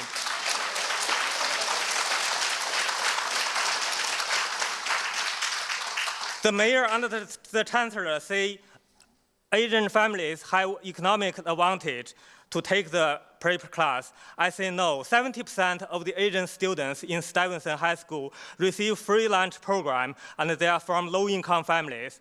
Their income is not much more than the unemployment benefits. The only reason that the Asians can succeed is because the family care about education. They invest all their money, the time, and the attention to the kids' learning, and that's how they succeed. And that's something should be encouraged, should be awarded, should be modeled, but not penalized.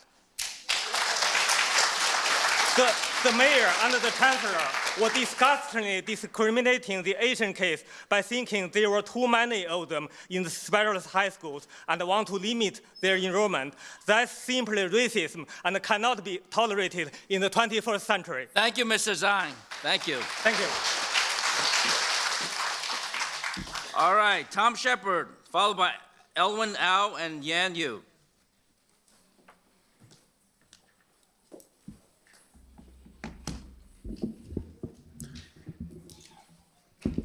I would like to thank the committee for allowing me the opportunity to testify before you. My name is Thomas Shepard. First, I'm a father of 3 children currently attending New York City Public Schools. I'm an education advocate and a member of the District 11 Community Education Council in the Bronx. I work with community elected officials and the Alliance for Quality Education in addressing education equity issues facing our children and families. I also attended Brooklyn Tech in the 1980s.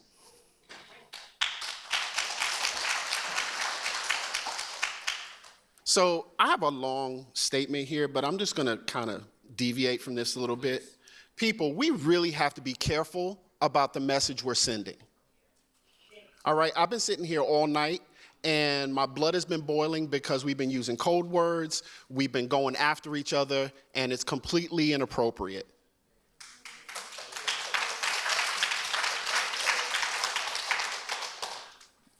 Now, with that being said, in my district, there are 9 children in the entire school district that were given offers to specialized high schools this fall. 9 in an entire school district.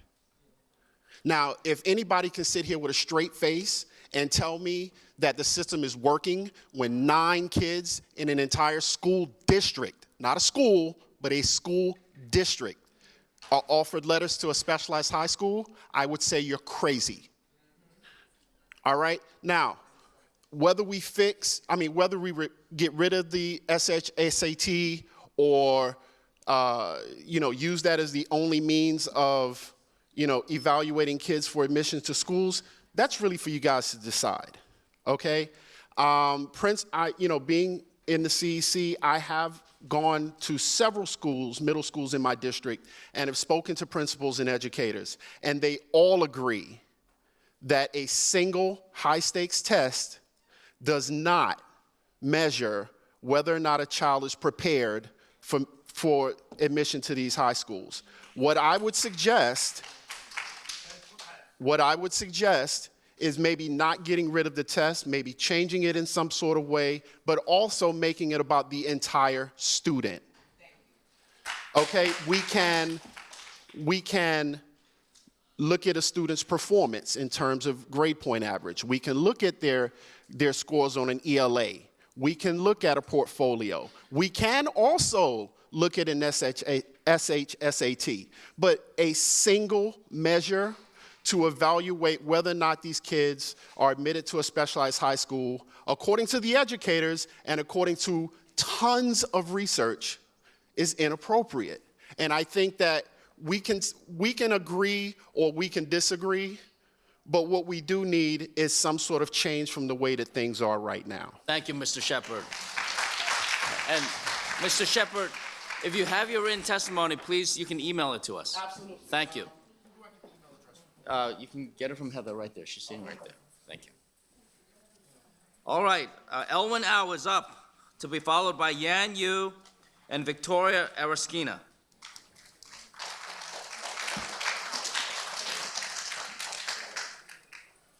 Young people.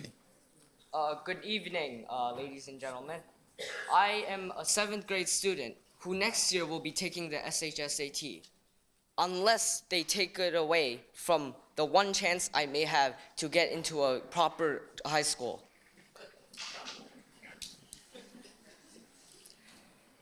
Okay, so now since the administration wants to take away the SHSAT because they're worried about the demographic or the distribution of the races, that is not the problem here. Because we can't set a quota for something that people can't control. People can't control how they're educated unless people in the administration will help us revamp the K-8 system so that we can actually get a proper education. See, if certain ethnicities aren't scoring well, then that means there must be a problem in their education or in their district. If there's teachers are overworked, or their class sizes are way too big, or their facilities are completely unusable, then you have to take notice and actually try to do something about it. Any person who has even a little common sense that everyone is supposed to have equal opportunity in a world like this, especially like a test like the SHSAT. If you have the SHSAT, we can have a very objective view of how well a student does and how well they can perform. We must learn that we must judge on merit, not on what color of their skin is or what grades they get. We have to understand that how well they do and how well they understand the material that they are given and what is required of them to enter these schools is very crucial to establishing a well-developed generation that has adequate education and can carry our future.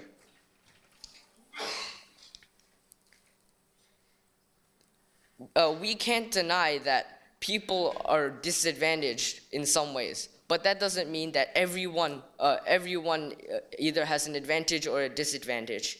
See, not everyone has resources on hand, and we have to fix that by providing better resources in our schools. See, when the DOE, when our chancellor is announcing that the SHSAT, that they're considering removing the SHSAT, I had to wonder, why am I studying so hard? I'm in 7th grade. I've worked almost my entire life trying to get myself ready. And I can't, probably most of the people here won't understand my anguish if someone takes away the SHSAT just before I'm about to take it. Thank you, Elwin. Thank you very much.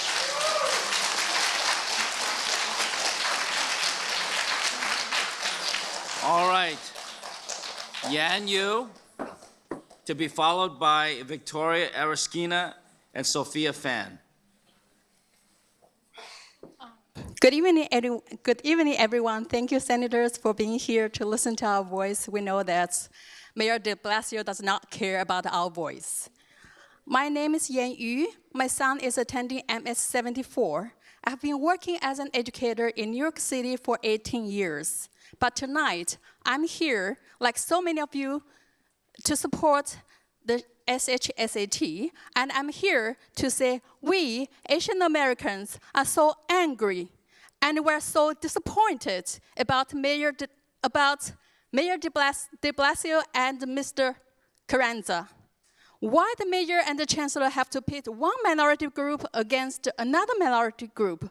The truth is that de Blasio and Carranza are politicians who don't really care about education, not Asian American children's education, and definitely not Black and Hispanic children's education either, because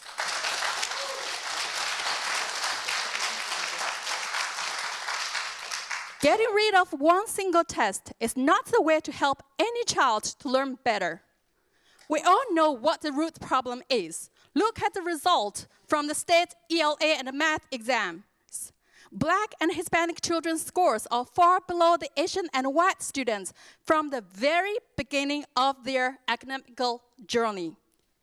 If the mayor and the chancellor are sincere about helping the Black and Hispanic children, then they should focus on fixing the broken part of the education. That is, fix the pipeline, fix the K to 8th grades education. Don't sit there and watch these children fail and then pretend to save them after it is too late. Don't be hypocrites. We know that 50 to over 60% of children from the specialized high schools are from economically disadvantaged families who are qualified for free lunch according to federal laws.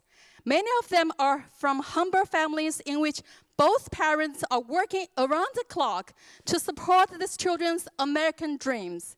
I encourage you to watch the documentary named Tested. After I watched it, I cannot help crying. I only have one child. I'm here not for my child, for all the children. How can the mayor fall into a sleep in the middle of the night if he robs the only opportunity that these underprivileged children have access to? Talking about access, every year, there are more than 1,500 Black and Hispanic children being admitted to high-performing charter schools with full or near full scholarship. Many of them are doing beautifully at the charter schools. And these children have a better route to succeed than taking the SHESAT. So this is also partially contributes to the low rate of participation of SHESAT among the high-performing Black. Thank you, Ms. Yu. So Thank you. Just We one next more have sentence. Victoria Eraskina. We've got 30 more people. Okay. Okay. Victoria Eraskina. But Ms. Yu, I'm going to be around, so if anybody wants to stay afterwards, I'm happy to talk more with you. And we'll even record it, but let's get everybody a chance to say their piece. All right, this is Victoria Eraskina, to be followed by Sophia Fan and Nada Alhegov. This is kind of terrifying. But, well, first of all, why not test the teachers?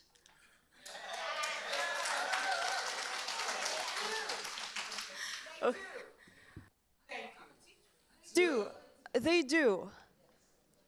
They can consider doing a little bit of a more rigorous job, preparing all teachers in all schools equally. The other point is, well, why not mandate all students to take the SHSAT and offer it locally? I understand that cheating is a huge issue. Thank you so much for bringing that up. I wouldn't know too much about it.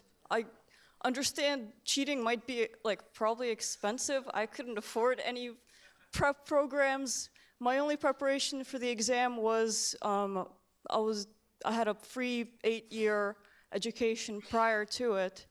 I went to zoned schools. There was no exam, no prep exam. But what I do have to say is that there was a mentality of valuing education in my household. I came to this country when I was 6, and my mom didn't know any English. She worked 2 jobs, went to Kingsborough, then Brooklyn Tech. She had 2 kids to feed, and she would stay up till 2 in the morning doing her college work, and we would stay up with her. What I want to say is that we're ignoring the key word specialized in this discussion, I think, because even if all Hispanic and Black students attend specialized high schools, that will only be a few more thousand students. A few more thousand compared to the tens of thousands of Black and Hispanic students is not that much. I think we really do need to focus more on the long-term improvement instead of, getting rid of the thermometer because it indicated the fever is is nice for some politicians who want to run for higher office to say, look how I fixed this big racial disparity in education. But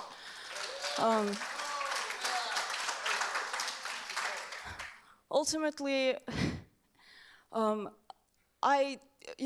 with people saying that the problem is financial, I came to this country and my first night I slept in a coat closet, and then the next 2 months I slept on a discarded leather-coated car seat we picked up from the trash.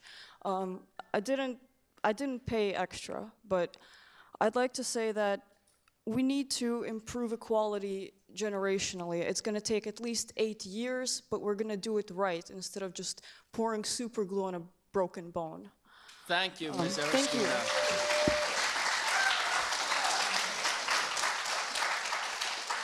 Okay, Sophia Fan, to be followed by Nada Al-Hagaf and Julie Huang.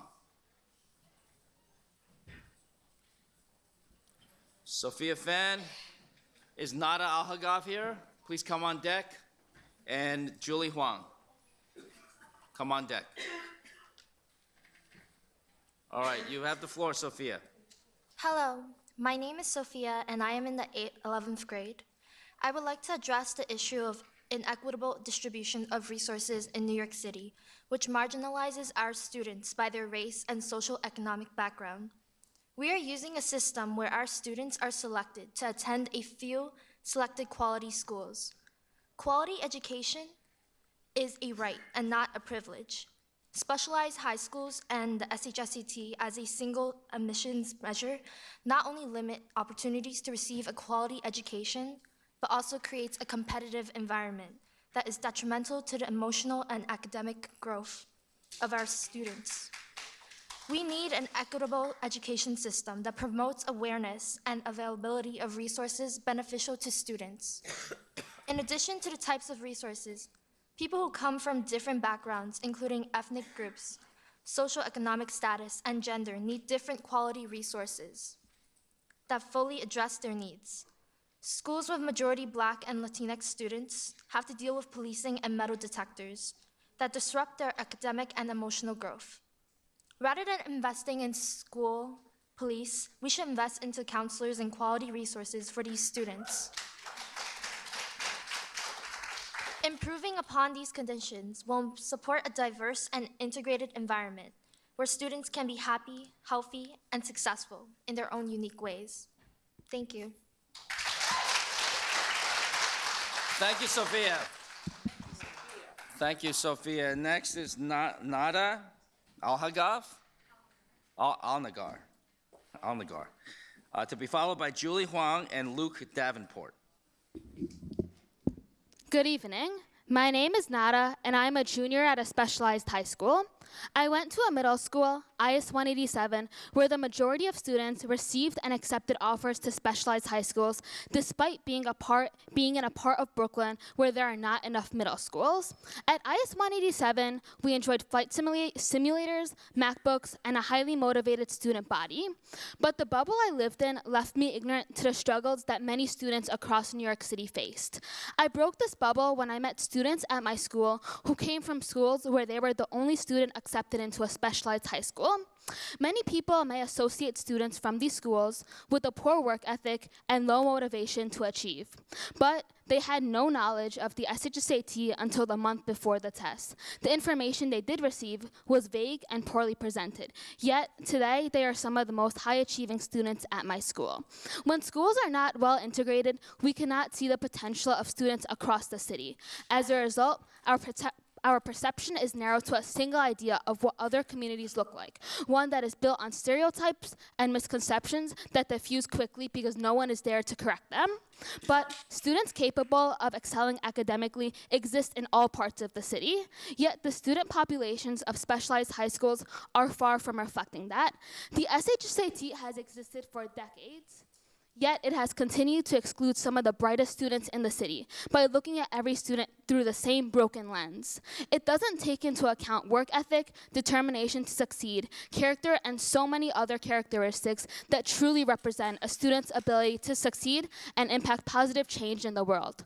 When you say fix K to 8 but not the test, you imply that the SHSAT is an effective way to evaluate students, which has no substantial proof. There is no proof that students who excel on the SHSAT are any more capable of success than students who do poorly. There are so many other factors that can measure a student's ability to make an impact on the world. And if we began using them, we would certainly see a rise in both geographical and racial representation in specialized high schools. Even beyond the SHSAT, we should also consider what puts specialized high schools offers in such high demand every year. Many of my friends at my school commute for over an hour because they cannot guarantee they will receive a high quality education at nearby schools. For a few of my friends, the SHSAT was a chance to escape the under-resourcing and overcrowding that characterizes too many New York City schools. But the SHSAT has excluded the vast majority because only a single factor was considered. The role of specialized high schools in New York City should not be to provide a safe haven for students who live near under-resourced neighborhood schools. Rather, they should be a place for students genuinely interested in the academic and social programs of the school. Currently, many students enrolled in specialized high schools do so simply because the prestige of the school. When considering high schools to enroll in, students should have a wide array of options to choose from. They should not opt for schools because their name or prestige guarantees a better education. Thank you, Nada. Thank you very much. All right, wonderful. Julie Huang, to be followed by Luke Davenport and Sihui Zhang.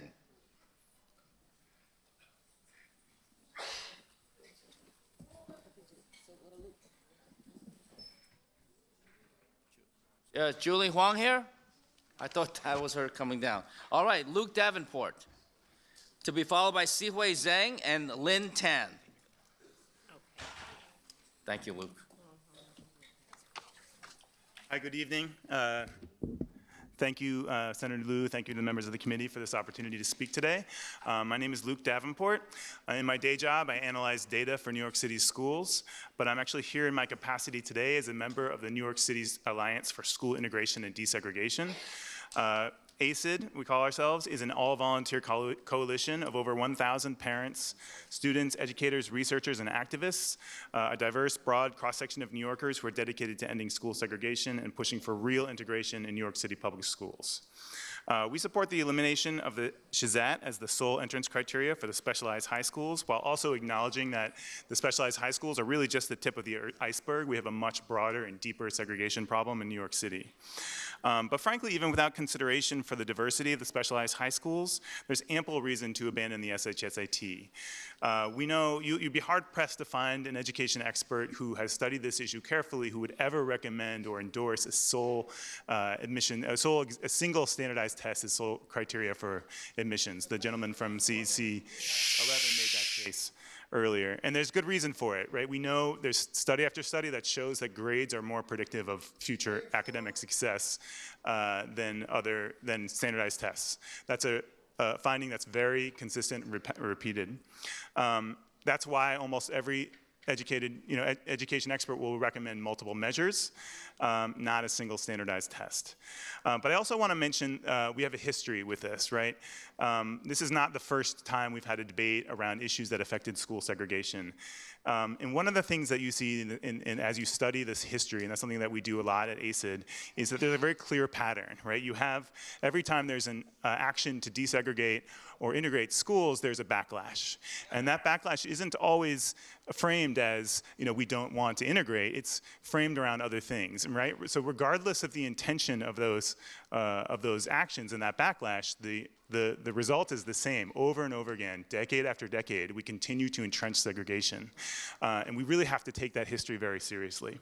But I want to ask another bigger question, or perhaps equally big question, which is, why are we so sure that separating students into special schools, special programs like specialized high schools, gifted and talented programs, and so on, why is it worth it? What is the evidence that supports that approach, which clearly has such a large cost attached? In fact, there were 2 studies in 2014 that showed that students who got into specialized high schools who had the same SHSAT scores as those who didn't had the same outcomes in terms of what colleges they went to, likeliness to succeed, and finish in those colleges. Right? Similarly, gifted and talented programs, the evidence is very mixed. There is a lot of studies that show that G&T programs have no marginal impact for those students. So why are we supporting these programs? Moreover, even if we expand them by twice, we're still serving, 10% at most of our students. So I want to leave with that question, which is why are we continuing to do more things to separate students by academics, by race, by economics, when we don't have good research for it? We have very strong research, and I encourage everyone to read a book called Children of the Dream. We have very strong research in favor of integrating schools. Thank you, Mr. Davenport. Thank you. Sihui Zhang, to be followed by Lin Tan and Peter Tung.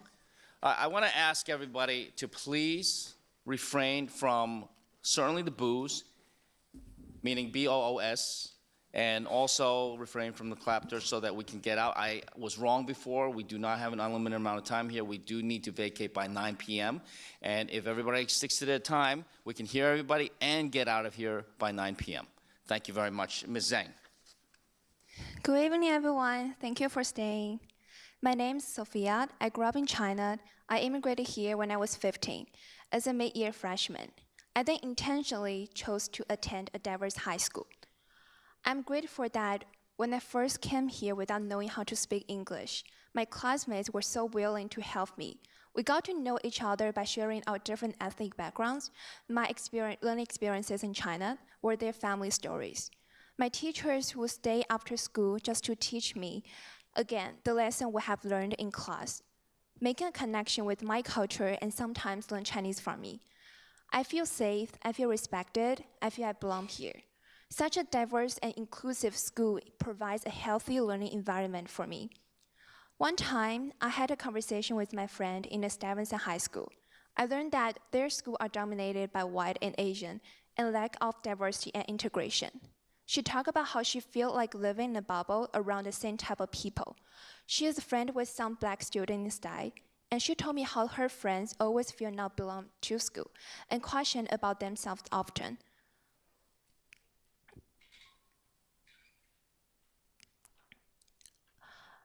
I learned that one specialized high school has sociology class that I have been wanted for a long time and have so many clubs, activities, opportunities that I was craving for. I learned that there are more than 400 high schools, yet resources are concentrated in a small portion of them. I learned that New York City, which is known for its diversity, has the most segregated school system. The current New York City education school system doesn't narrow the inequality gap, but excludes students with socioeconomic disadvantages and exacerbates segregation due to the unequal distribution of resources and an inequitable screen system. According to the city, roughly 190 of the 830 middle and high schools screen all of their students. What is the selection criteria? By one single test, a number that defines a child by a moment and takes student curiosity out of learning and tells the society that there's only one single way to measure a person. If the test is the standard, let's think about what it means to be a good student. What education really means to you. What education means to me, means to us, a student, shouldn't just be about getting into a good college or look good in your transcript.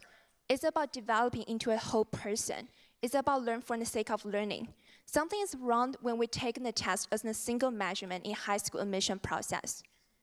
With the screen system in the admission process, how can students who are underserved and left behind since a young age, students who can't pay for test prep, students know that they would not have equal chances as others exert their potentials? Thank you, Sophia. Thank you very much. Are you Sihui? Are you Sihui? Yeah. Okay, thank you. Next up, Lin Tan, to be followed by Peter Tung and David Rem.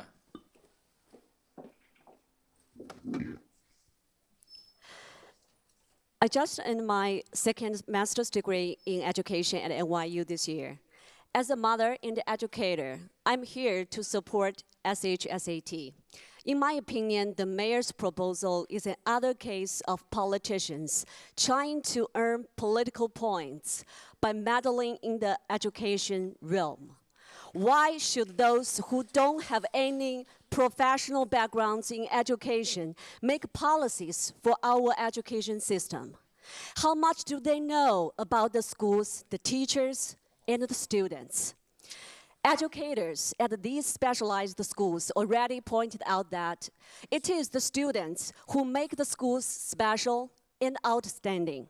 For instance, 8 former students of Bronx High School of Science have received the Nobel Prize in Science more than any other secondary school in the world. Do you think this would have happened if Bronx Science does not have the most qualified students?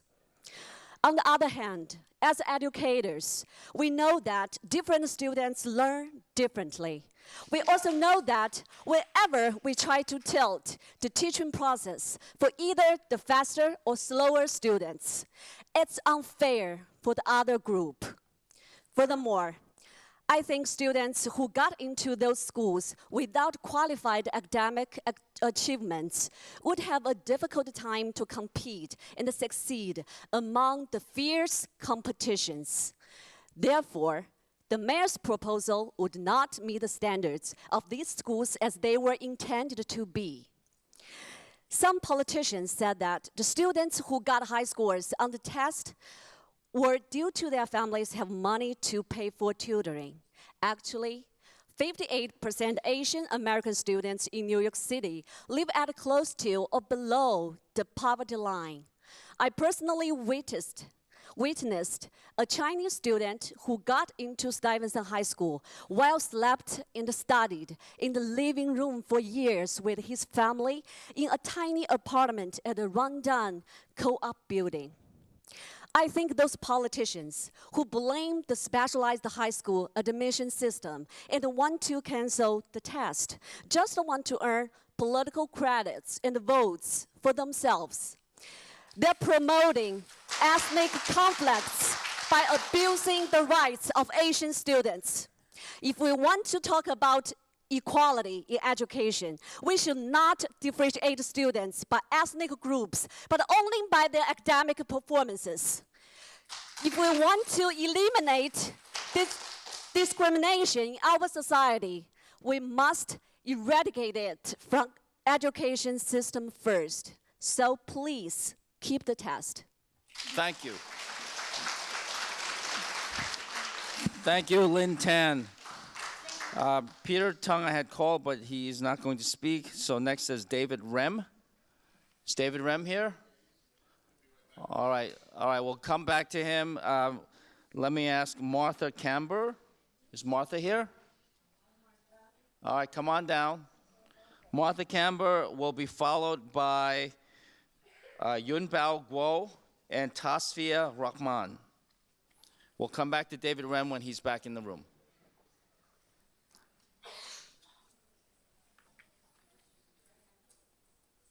Welcome, Martha. To be followed by Yun Bao Guo and Tasfia Rahman.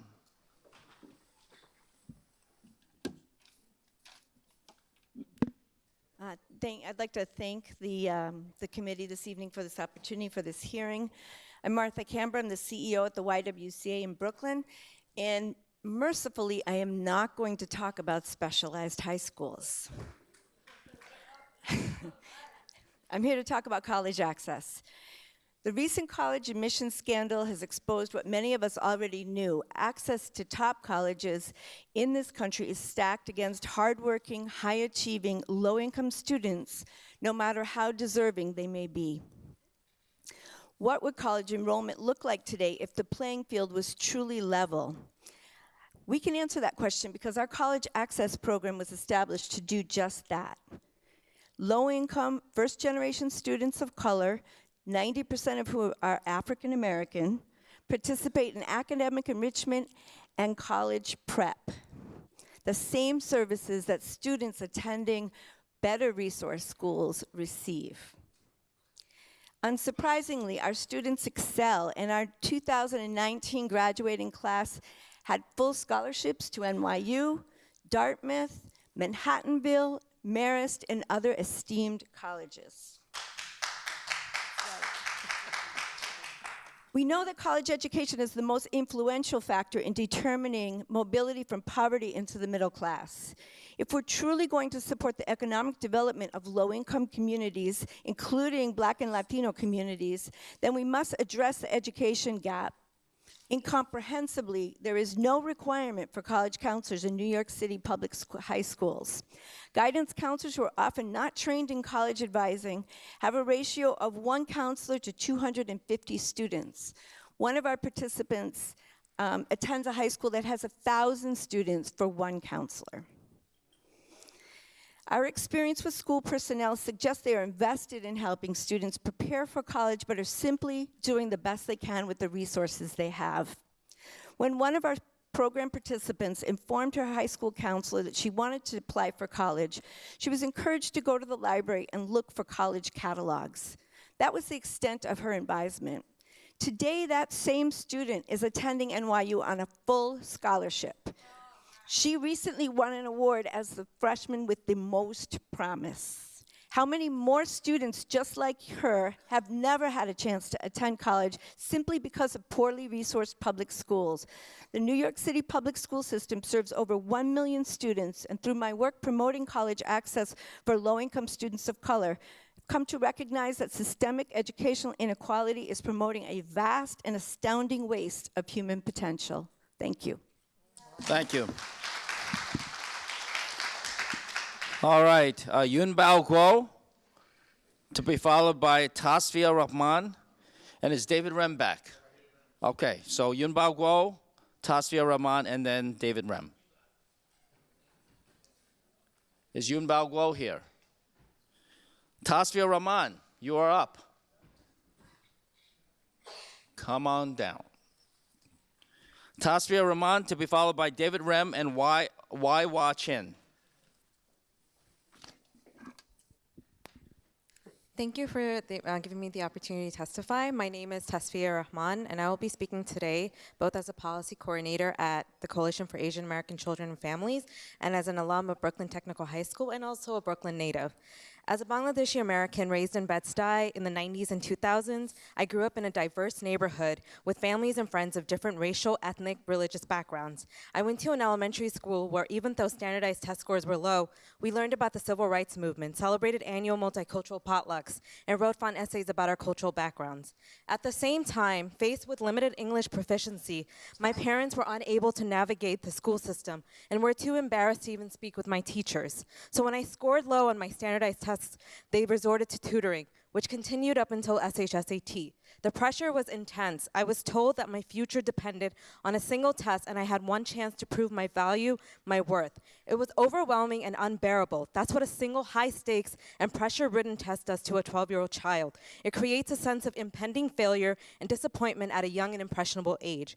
When you allow a single test to be the only standard of intelligence, you breed a toxic learning environment with students cheating, bragging about loss of sleep, and competing with each other or even bullying each other based on differences. As a Muslim, I heard many Islamophobic comments being casually thrown around, but I'm also disgusted to look back at how, during college admissions time, I stood by and witnessed many of my white and Asian Pacific American peers accused our Black and Latinx identifying peers of getting into prestigious colleges based solely on their race.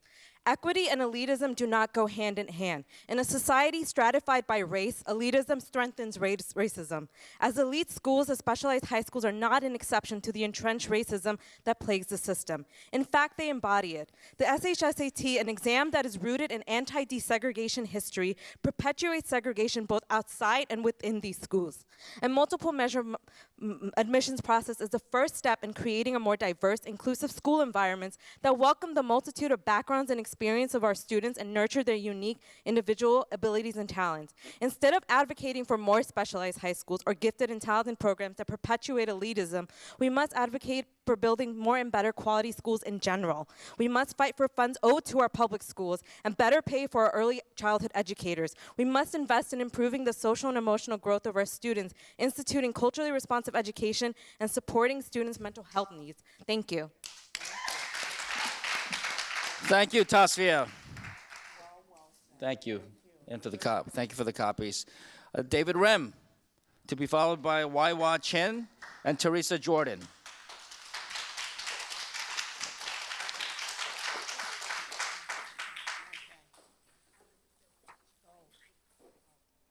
Okay. Good evening.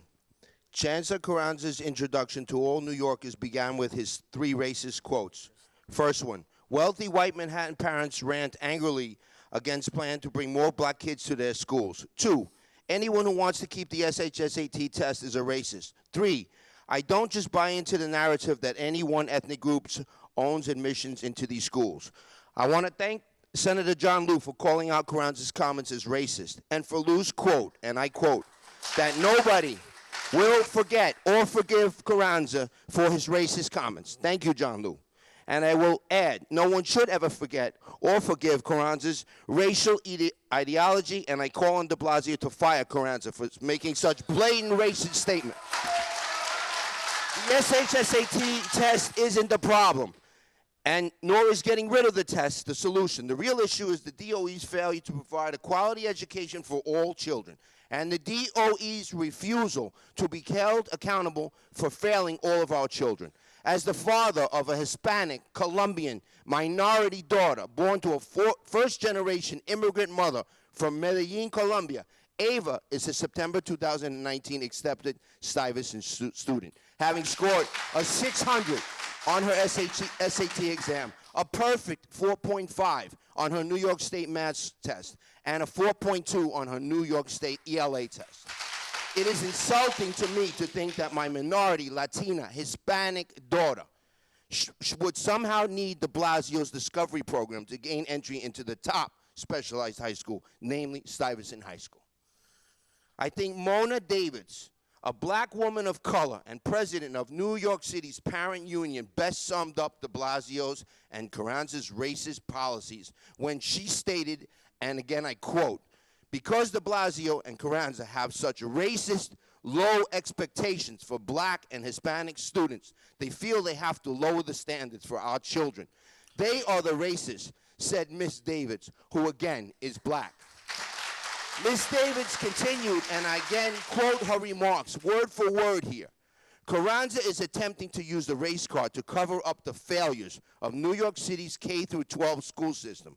We have hundreds of thousands of high school students who are not reading, writing, and doing math at grade level. And that is criminal, said Ms. Davids, end of quote. I am sick and disgusted of hearing Carranza's proposed policy, which states to Asians and white children that because of their born skin colors, that they don't deserve to go to the very best 8 specialized high schools. Carranza's blatant racist policies read, if you're white, you're bad. If you're Asian, you're worse than bad. All right, thank you, Mr. M. Thank you. No, it was exactly 3 minutes. Exactly 3 minutes. Thank you, Mr. Rem. Waiwa Chen, to be followed by Teresa Jordan and Haitao Lee. Hi, I'm Wei-Wa Chen. I'm the president of the Chinese American Citizens Alliance of Greater New York. And I'd like to say that there have been a lot of things that have been tossed around today, and I'm not going to go and repeat a lot of it because it's really late. First of all, the people who find all these reasons to say that the test doesn't work, well, come on. The test is in the proof of the pudding is in the test. Because if the schools were bad, okay, we wouldn't have this discussion. You know, the test is obviously creating a pool of kids that are generating good schools. Okay.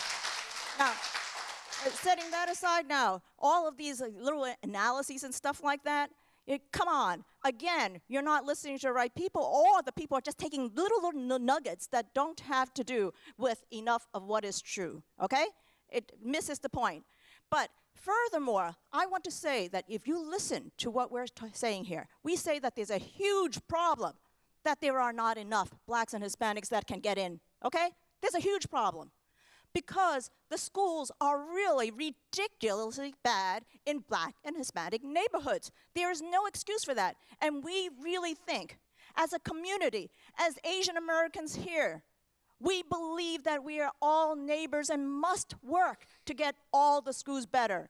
And that means black and Hispanic neighborhoods deserve better schools, and you should demand that. You should demand that and not let them get away with trying to say, let's go and mask this and just take away the test.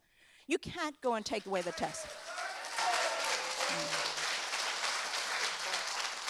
I want to say also that it was incredibly racist to hear that Asians, Chinese cheat. Okay, I have never heard anything so racist. And you think that if we go to grades every day in class, that kids are not going to go into a Hunger's game? Now, instead of having one or a couple of times a quote-unquote high-stakes test, it's over with, it's done. That's okay. But if you have to think about every day you're going to have to go and be a teacher's pet, or you have to go and get some good recommendations from a teacher or an administrator or a principal, oh, that is nice. Or you see how many politicians' kids land up in places that are screened, right? And let's talk about numbers. If you think about numbers, okay, if you want to go screen schools, we already have a lot of screen schools, and most of them are much more female than male. So there's an imbalance. Boys are being punished by grades, okay? Look at LaGuardia. This morning they talked about LaGuardia and said, well, LaGuardia. Well, I'll tell you, that's 75% female. Do we have a problem there? I don't think we have a problem there. If the boys don't want to go and sing, that's okay. I understand it. My sons didn't really want to sing that much. Okay? Thank you, Ms. Chen. Thank you all. Thank you very much. Teresa Jordan. Teresa Jordan, to be followed by Hai Tao Lee and Heng Chu. My name is Teresa Jordan. My granddaughter attends the New York Harbor School, where students study agriculture, marine biology, marine policy and advocacy, marine systems technology, ocean engineering, professional diving, and vessel operation. Our students graduate and drive the ferries on the harbor. Our school students are growing oysters. There is no test for that school. We take the students at the level that they are, and we bring them up to par. Our students, last year, every year they're certified to work in these industries. Last year, 100% applied to college, and 100% was accepted.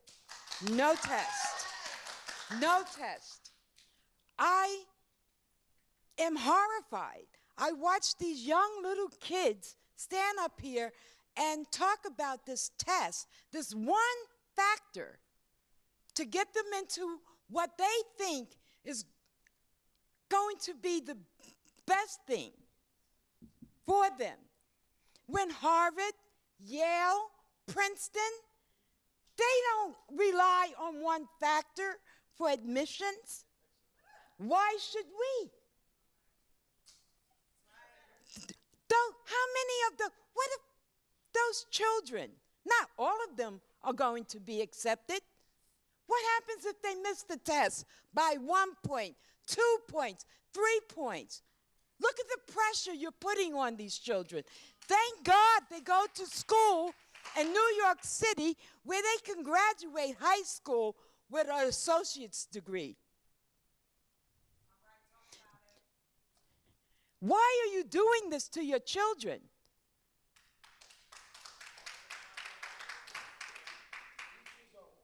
You need to put more money in schools like Harbor, where they take children as they are and Bring them up to par. Your kids are going to go to a school where they're isolated from all the other populations in the city. When they go to work, are they going to still be in that bubble? Is that what you want for your children? They have to learn to get along and be educated and work with all children, the smart ones and the ones that are not so smart, because that's the world we live in today. That's it. Thank you, Ms. Jordan. Hightower, yes. While the next speaker is coming. Hightower Lee, get ready. Young people from this harbor school, those young people, Harbor High School that she's talking about, are also accepted into SUNY Maritime, which is one of the premier maritime institutions in the world. So just so you know, that's what we have going here. Thank you. Hightower Lee, Okay, get ready on deck. Heng Chu and Cho Lian. Thank you for staying late. This is the first time I came to a public hearing. This is the first time I speak in public about my opinions, but it has been quite experiences. And I have learned a lot today. One thing I learned, we actually share a lot in common. I see parents of Chinese, African Americans, and white and Jewish. We all care about children's future. We all care about equality in the society, and we are all fight against racism. So I don't know what your definition of equality is, but my definition, I think, is that's what I'm teaching my kids is what Dr. Martin Luther King said. One day, in a day, he dreamed that our kids, our children, will not be judged by the color of their skin, but by the content of their character. And we should strive for that, right? We should strive for it. I don't think we're in this society where we reached there yet. And SAT is not perfect, but it's the closest thing to that standard. It's colorblind. It doesn't care where you live. It doesn't care you're rich or poor. It cares about you whether you put enough time to study, right? And that's why we are united in this fight. And the test is not the problem.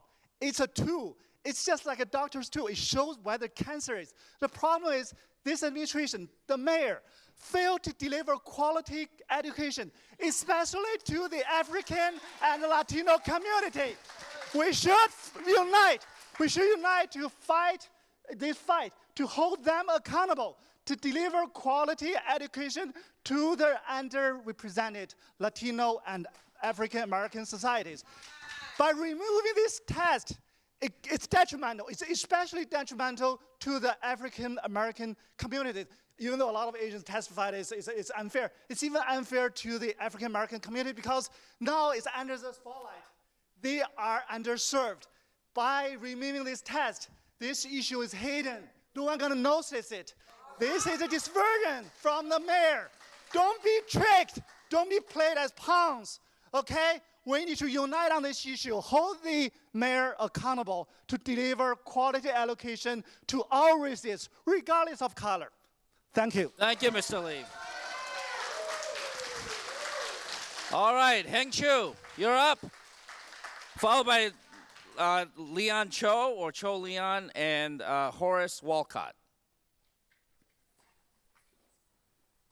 Thank you. Oh, Leon Cho. Good evening. I am a teacher. I am also a parent of two boys. I teach at FDR High School in Brooklyn. I support diversity in specialized high school, but it has to be through a fair and unbiased admission process based on objective assessments. The test, the SHSAT, is an objective assessment to all students regardless of who they are. It does not make sense to exclude it or to cancel it from the admission criteria.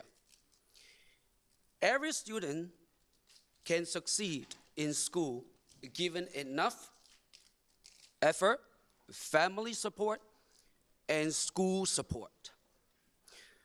from their early age on. My colleague, Ms. Elliott, and I both have been teaching new immigrant students for many years. In the last 10 years, on average, my Chinese bilingual biology living environment classes usually have on average, a 95% attendance. 95% of the students, they hand in their homework on time. And each year, about 95% of students pass the living environment regions. My colleague, Ms. Elliott's Spanish bilingual living environment classes have usually a 90% of attendance, 90% of students in her class hand in the homework on time, and every year, about 90% of her students pass the living environment region. Both Latino and Chinese students in our classes, they did well simply because they have been working hard, they have been disciplined, and their parents spend probably more time to support them at home. If we can do it at FDR, we can do it in any school in the city. Diversity makes our community and our country strong. I support diversity in specialized high school. However, I do not think it's right to blame the test for lacking diversity in these schools. Since this test was first used in the 1970s, there were years that these schools were much more diverse than now. And we should all wonder what the true reasons are and find the real solutions to them. Thank you, Mr. Cho. Thank you. You. Horace Walcott. Horace Walcott. Thank you, Mr. Walcott. To be followed by Glenn Lee and Yuran Deng.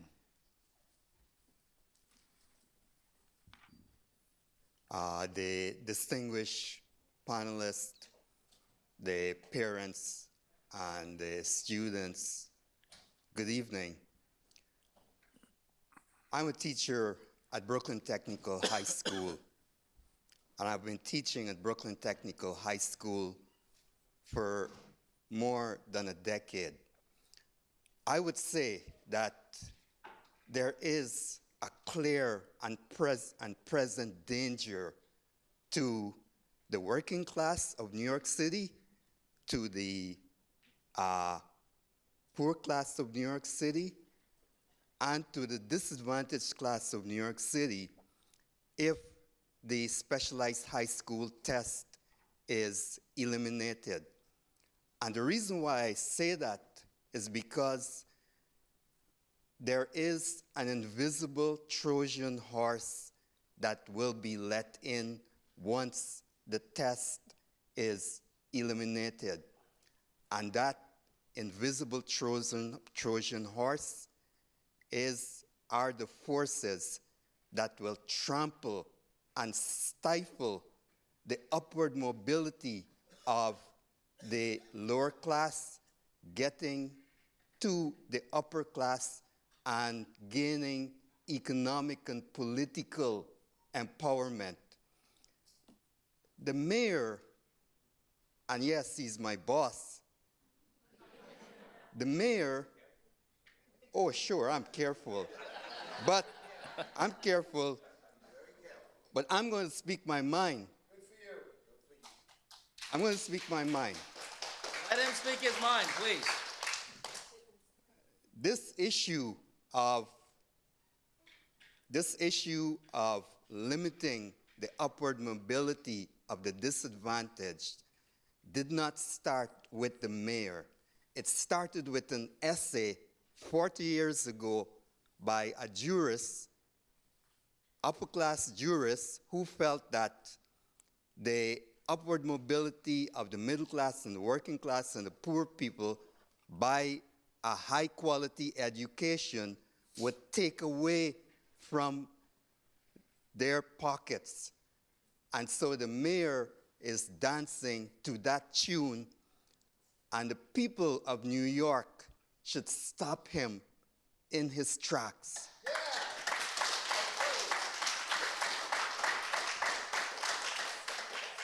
I support elitism because it's got its benefits. The people who change the world are the people who are given that opportunity to let their genius grow. I personally am one of the teachers who train those students who will become the future Nobel laureates, because we have a special research program at Brooklyn Technical High School just for that. And when the mayor wants to get rid of the specialized high school test, he's going to disallow the incubation of genius that New York City has been famous for. Thank you, Mr. Walcott. Thank you. Glenn Lee. Glenn Lee. Come on up, Glenn Lee. You guys aren't helping. You're not helping. To be followed by Yuran Deng and Deirdre Wilkins. Yuran Deng and Deirdre Wilkins. I want to say that we have been asked by our hosts to vacate by 9 p.m., which is in 12 minutes. So we're gonna have enough time to hear everybody, but start packing your things up. Please, Glenn Lee. Thank you, Senator.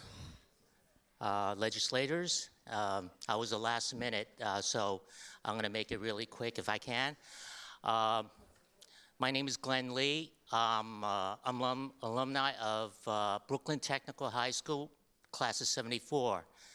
I grew up around Chinatown and Lower East Side, and I'm a product of the public school system. Now, I'm supportive of the SAT, but I believe it should be tweaked out a little bit because I think the times have changed. But to tell you a little bit about myself, I came from a background, I had a learning disability. I was abused as a child. And I was left back in school, and my guidance counselor did not feel that I was a good candidate and going to take this test. And I took the test, and I didn't make it because the score was not good enough. And I went back to my guidance counselor, and she says, you didn't make it, but there's summer school. So I went to summer school in a hot, sweaty Brooklyn Tech, and I barely made it, but I made it. So I went on and I graduated and went to college. I worked in aerospace. I started a business. I went on. I became an inventor. And I have my invention there for stir frying at home, so I can touch everyone around me so they can eat healthier with a perfect stir fry at home. And being an inventor is really tough, but I'm not going to pitch my product here, but you can go to my website. But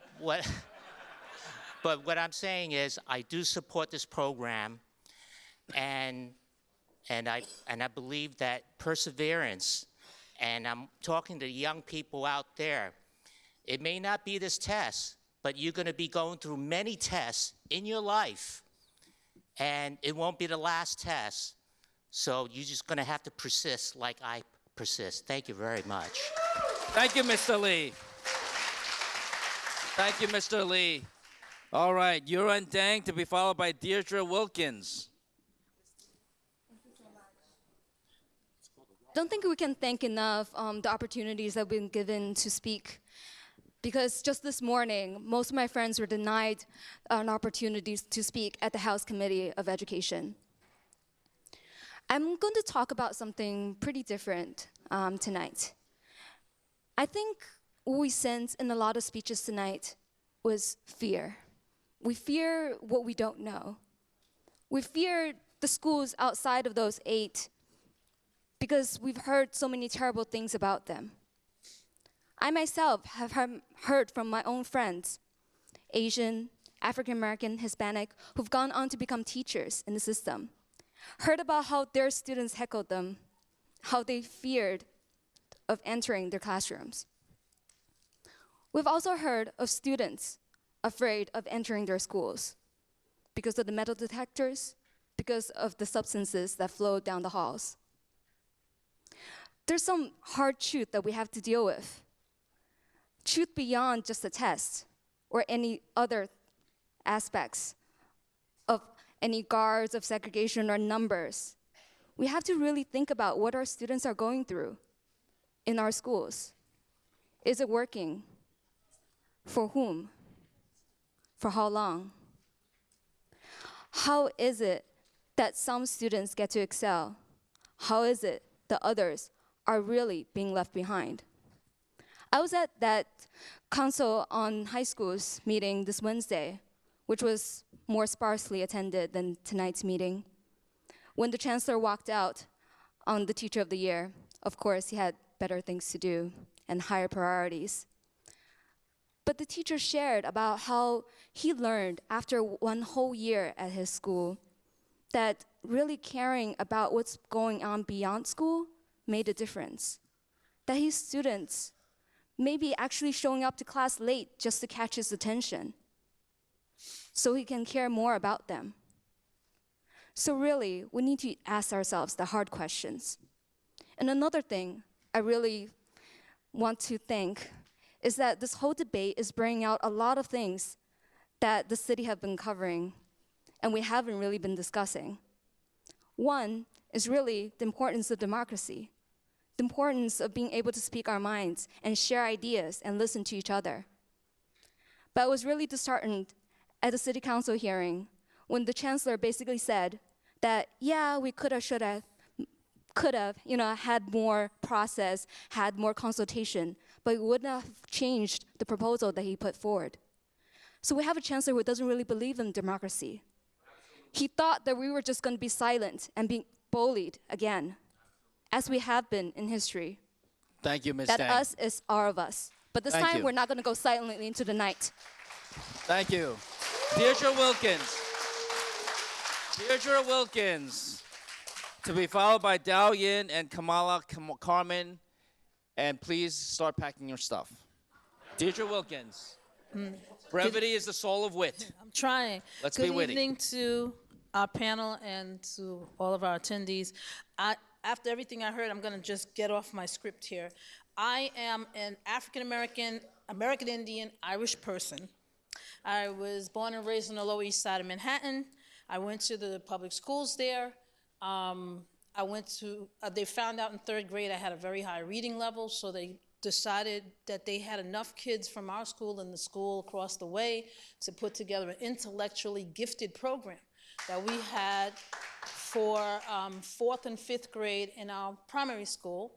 And then we went to the SP, special pupil classes, for when we went to junior high school, at junior high school 22.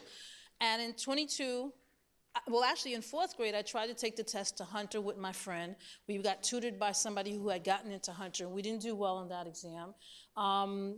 But we still had heard about the other specialized schools, so we decided if we get a chance, we're going to try to go there. We had another program in 8th grade that prepared us for the test. That started with like 45 kids, and we had about 3 months. By the time the program ended, it was just me and my friend left. The kids just dropped out, back and forth. What reason? We took the test, we passed the test. Even at that time, if you failed by a few points, you could go to summer school, but we both got in, we didn't have to do that. I was the 2nd woman in the history of the school to get a degree in aeronautical engineering in 1977. I changed directions. I became an artist. I got a Bachelor of Fine Arts in City College, the Master's of Science in Brooklyn College, and I just retired a couple of years ago from teaching in the Department of Education. I think everything everybody said has some validity in here. We do have to have these specialized schools and the ability to take this test so that people who are not going to be overpressured and upset by it, that want to go on that path, have that opportunity.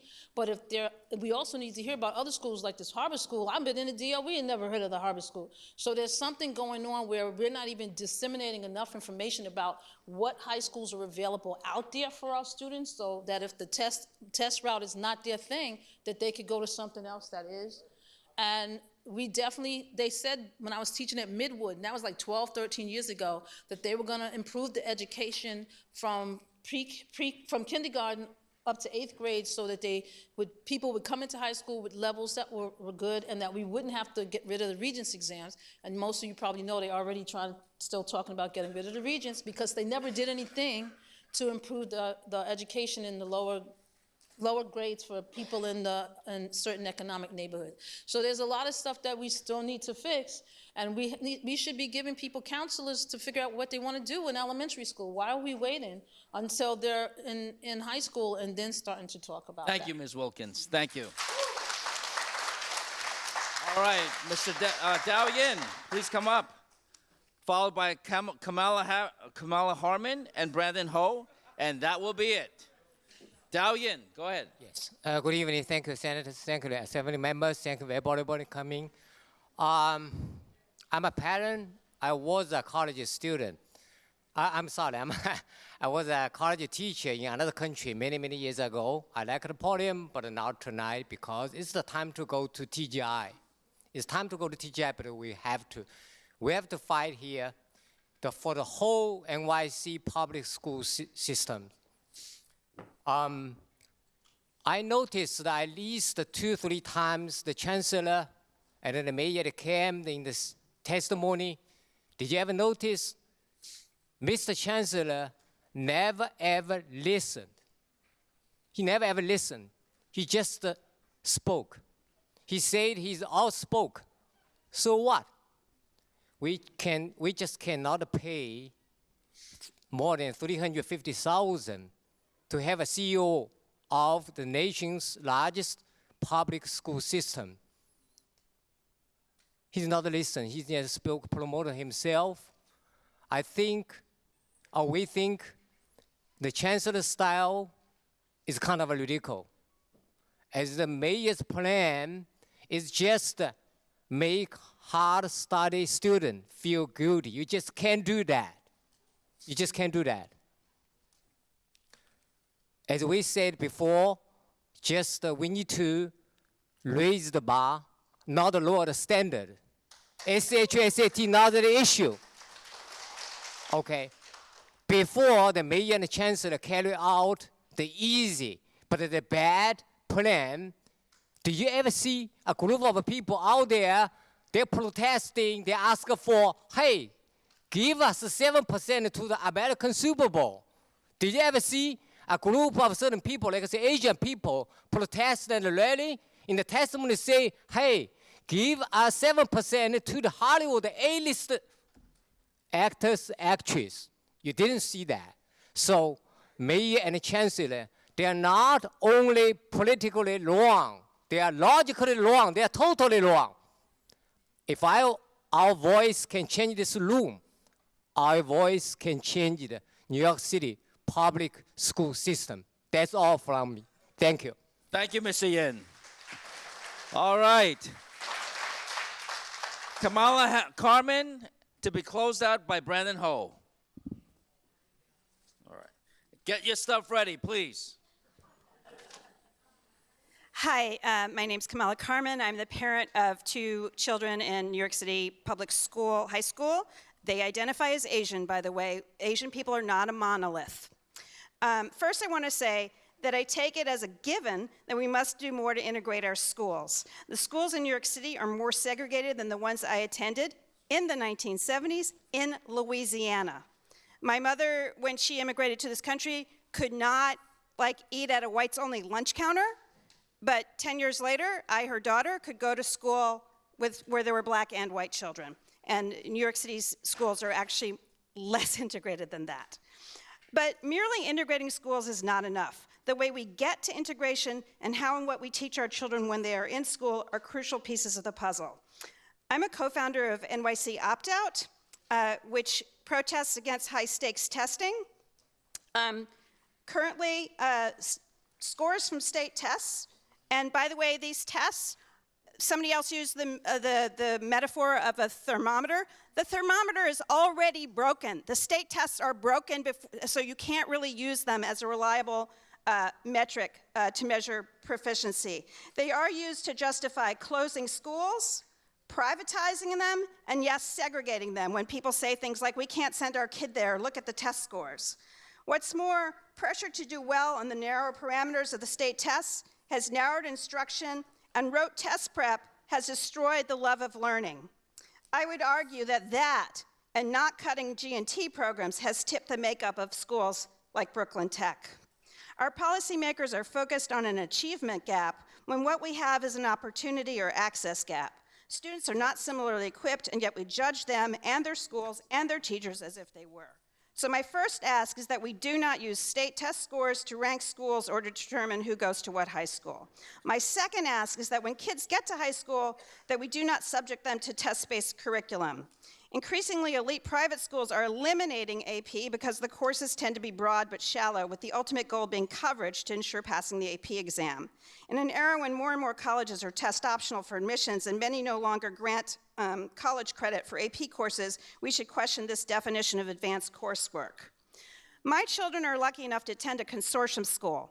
The consortium schools eschew a test-based curriculum for one that meets children where they are and then goes deep, encouraging research, investigation, written reporting out, and oral defense. Instead of asking for more AP or more gifted and talented programs or more specialized high schools, we should be emulating the consortium model. Even controlling for race and class, students attending consortium schools graduate at higher rates than their other public school peers, are less likely to be suspended, and enter and persist in college at higher rates. For all the kids who spoke tonight who are worried that if they don't get to a special high school, they are somehow doomed to a bad high school or a bad job, listen to this. At this year's prestigious New York City Science and Engineering Fair, my children's school, where students take only one region exam and no AP courses, had more students per capita make it to the finals round than Bronx Science, Brooklyn Tech, or STI. Thank you, Ms. Carmen. The band just won a major award. Much. So we can have schools that are integrated, but it's not a zero-sum game. Thank you very much, Ms. Carmen. Brandon Ho. All right, you are it. Close it out. Everybody get your stuff ready, please. We got to leave right away. Okay. But Brandon, you get your full 3 minutes if you want it. All right. Hello, my name is Brandon. We have to keep the SAT. It will determine the best from the rest. Each New York City middle school is different in terms of quality of education. The SAT is fair and not biased to anyone particular. Our educational system is based on meritocracy. If we get rid of the SAT and pick the top percent for each school, then that is not meritocracy. In addition, students will be stressing about 1 point of their grade in middle school to get into a specialized high school. I was not the top percent for my middle school. However, I studied hard and earned my spot in the specialized high school, Brooklyn Tech. And people who graduate from Brooklyn Tech also done great things. For example, Leonore Riggio, the founder of Barnes & Noble, graduated from Brooklyn Tech. I once again say that the SAT is fair and not biased to anyone particular. My recommendation is to increase the funding on the quality of education from K to 8.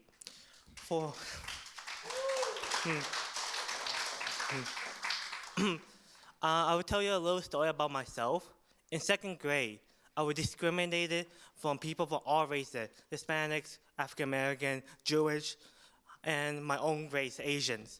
But the most important thing, I went to my school for help, but they did not help me. Instead, they tried to degrade me, try to lower my score, try to hold me back. If that's not corruption, what is? So, my another recommendation is to offer low-cost SAT test prep to middle-income family. In addition, expand the specialized high school. 2% of the New York City students are in specialized high school. Why restrict to 8? we want everyone to be the best, all right? At the slogan go, fix K to 8, and keep the SAT. Thank you, Brandon. All right. Thank you to everybody who stayed to the very, very end. We want to thank NYU Tandon for being gracious hosts. We are sorry we went over the allotted time. I want to thank Senator Montgomery for hosting us in her district, and Senator Parsad, Assembly Member Joanne Simon,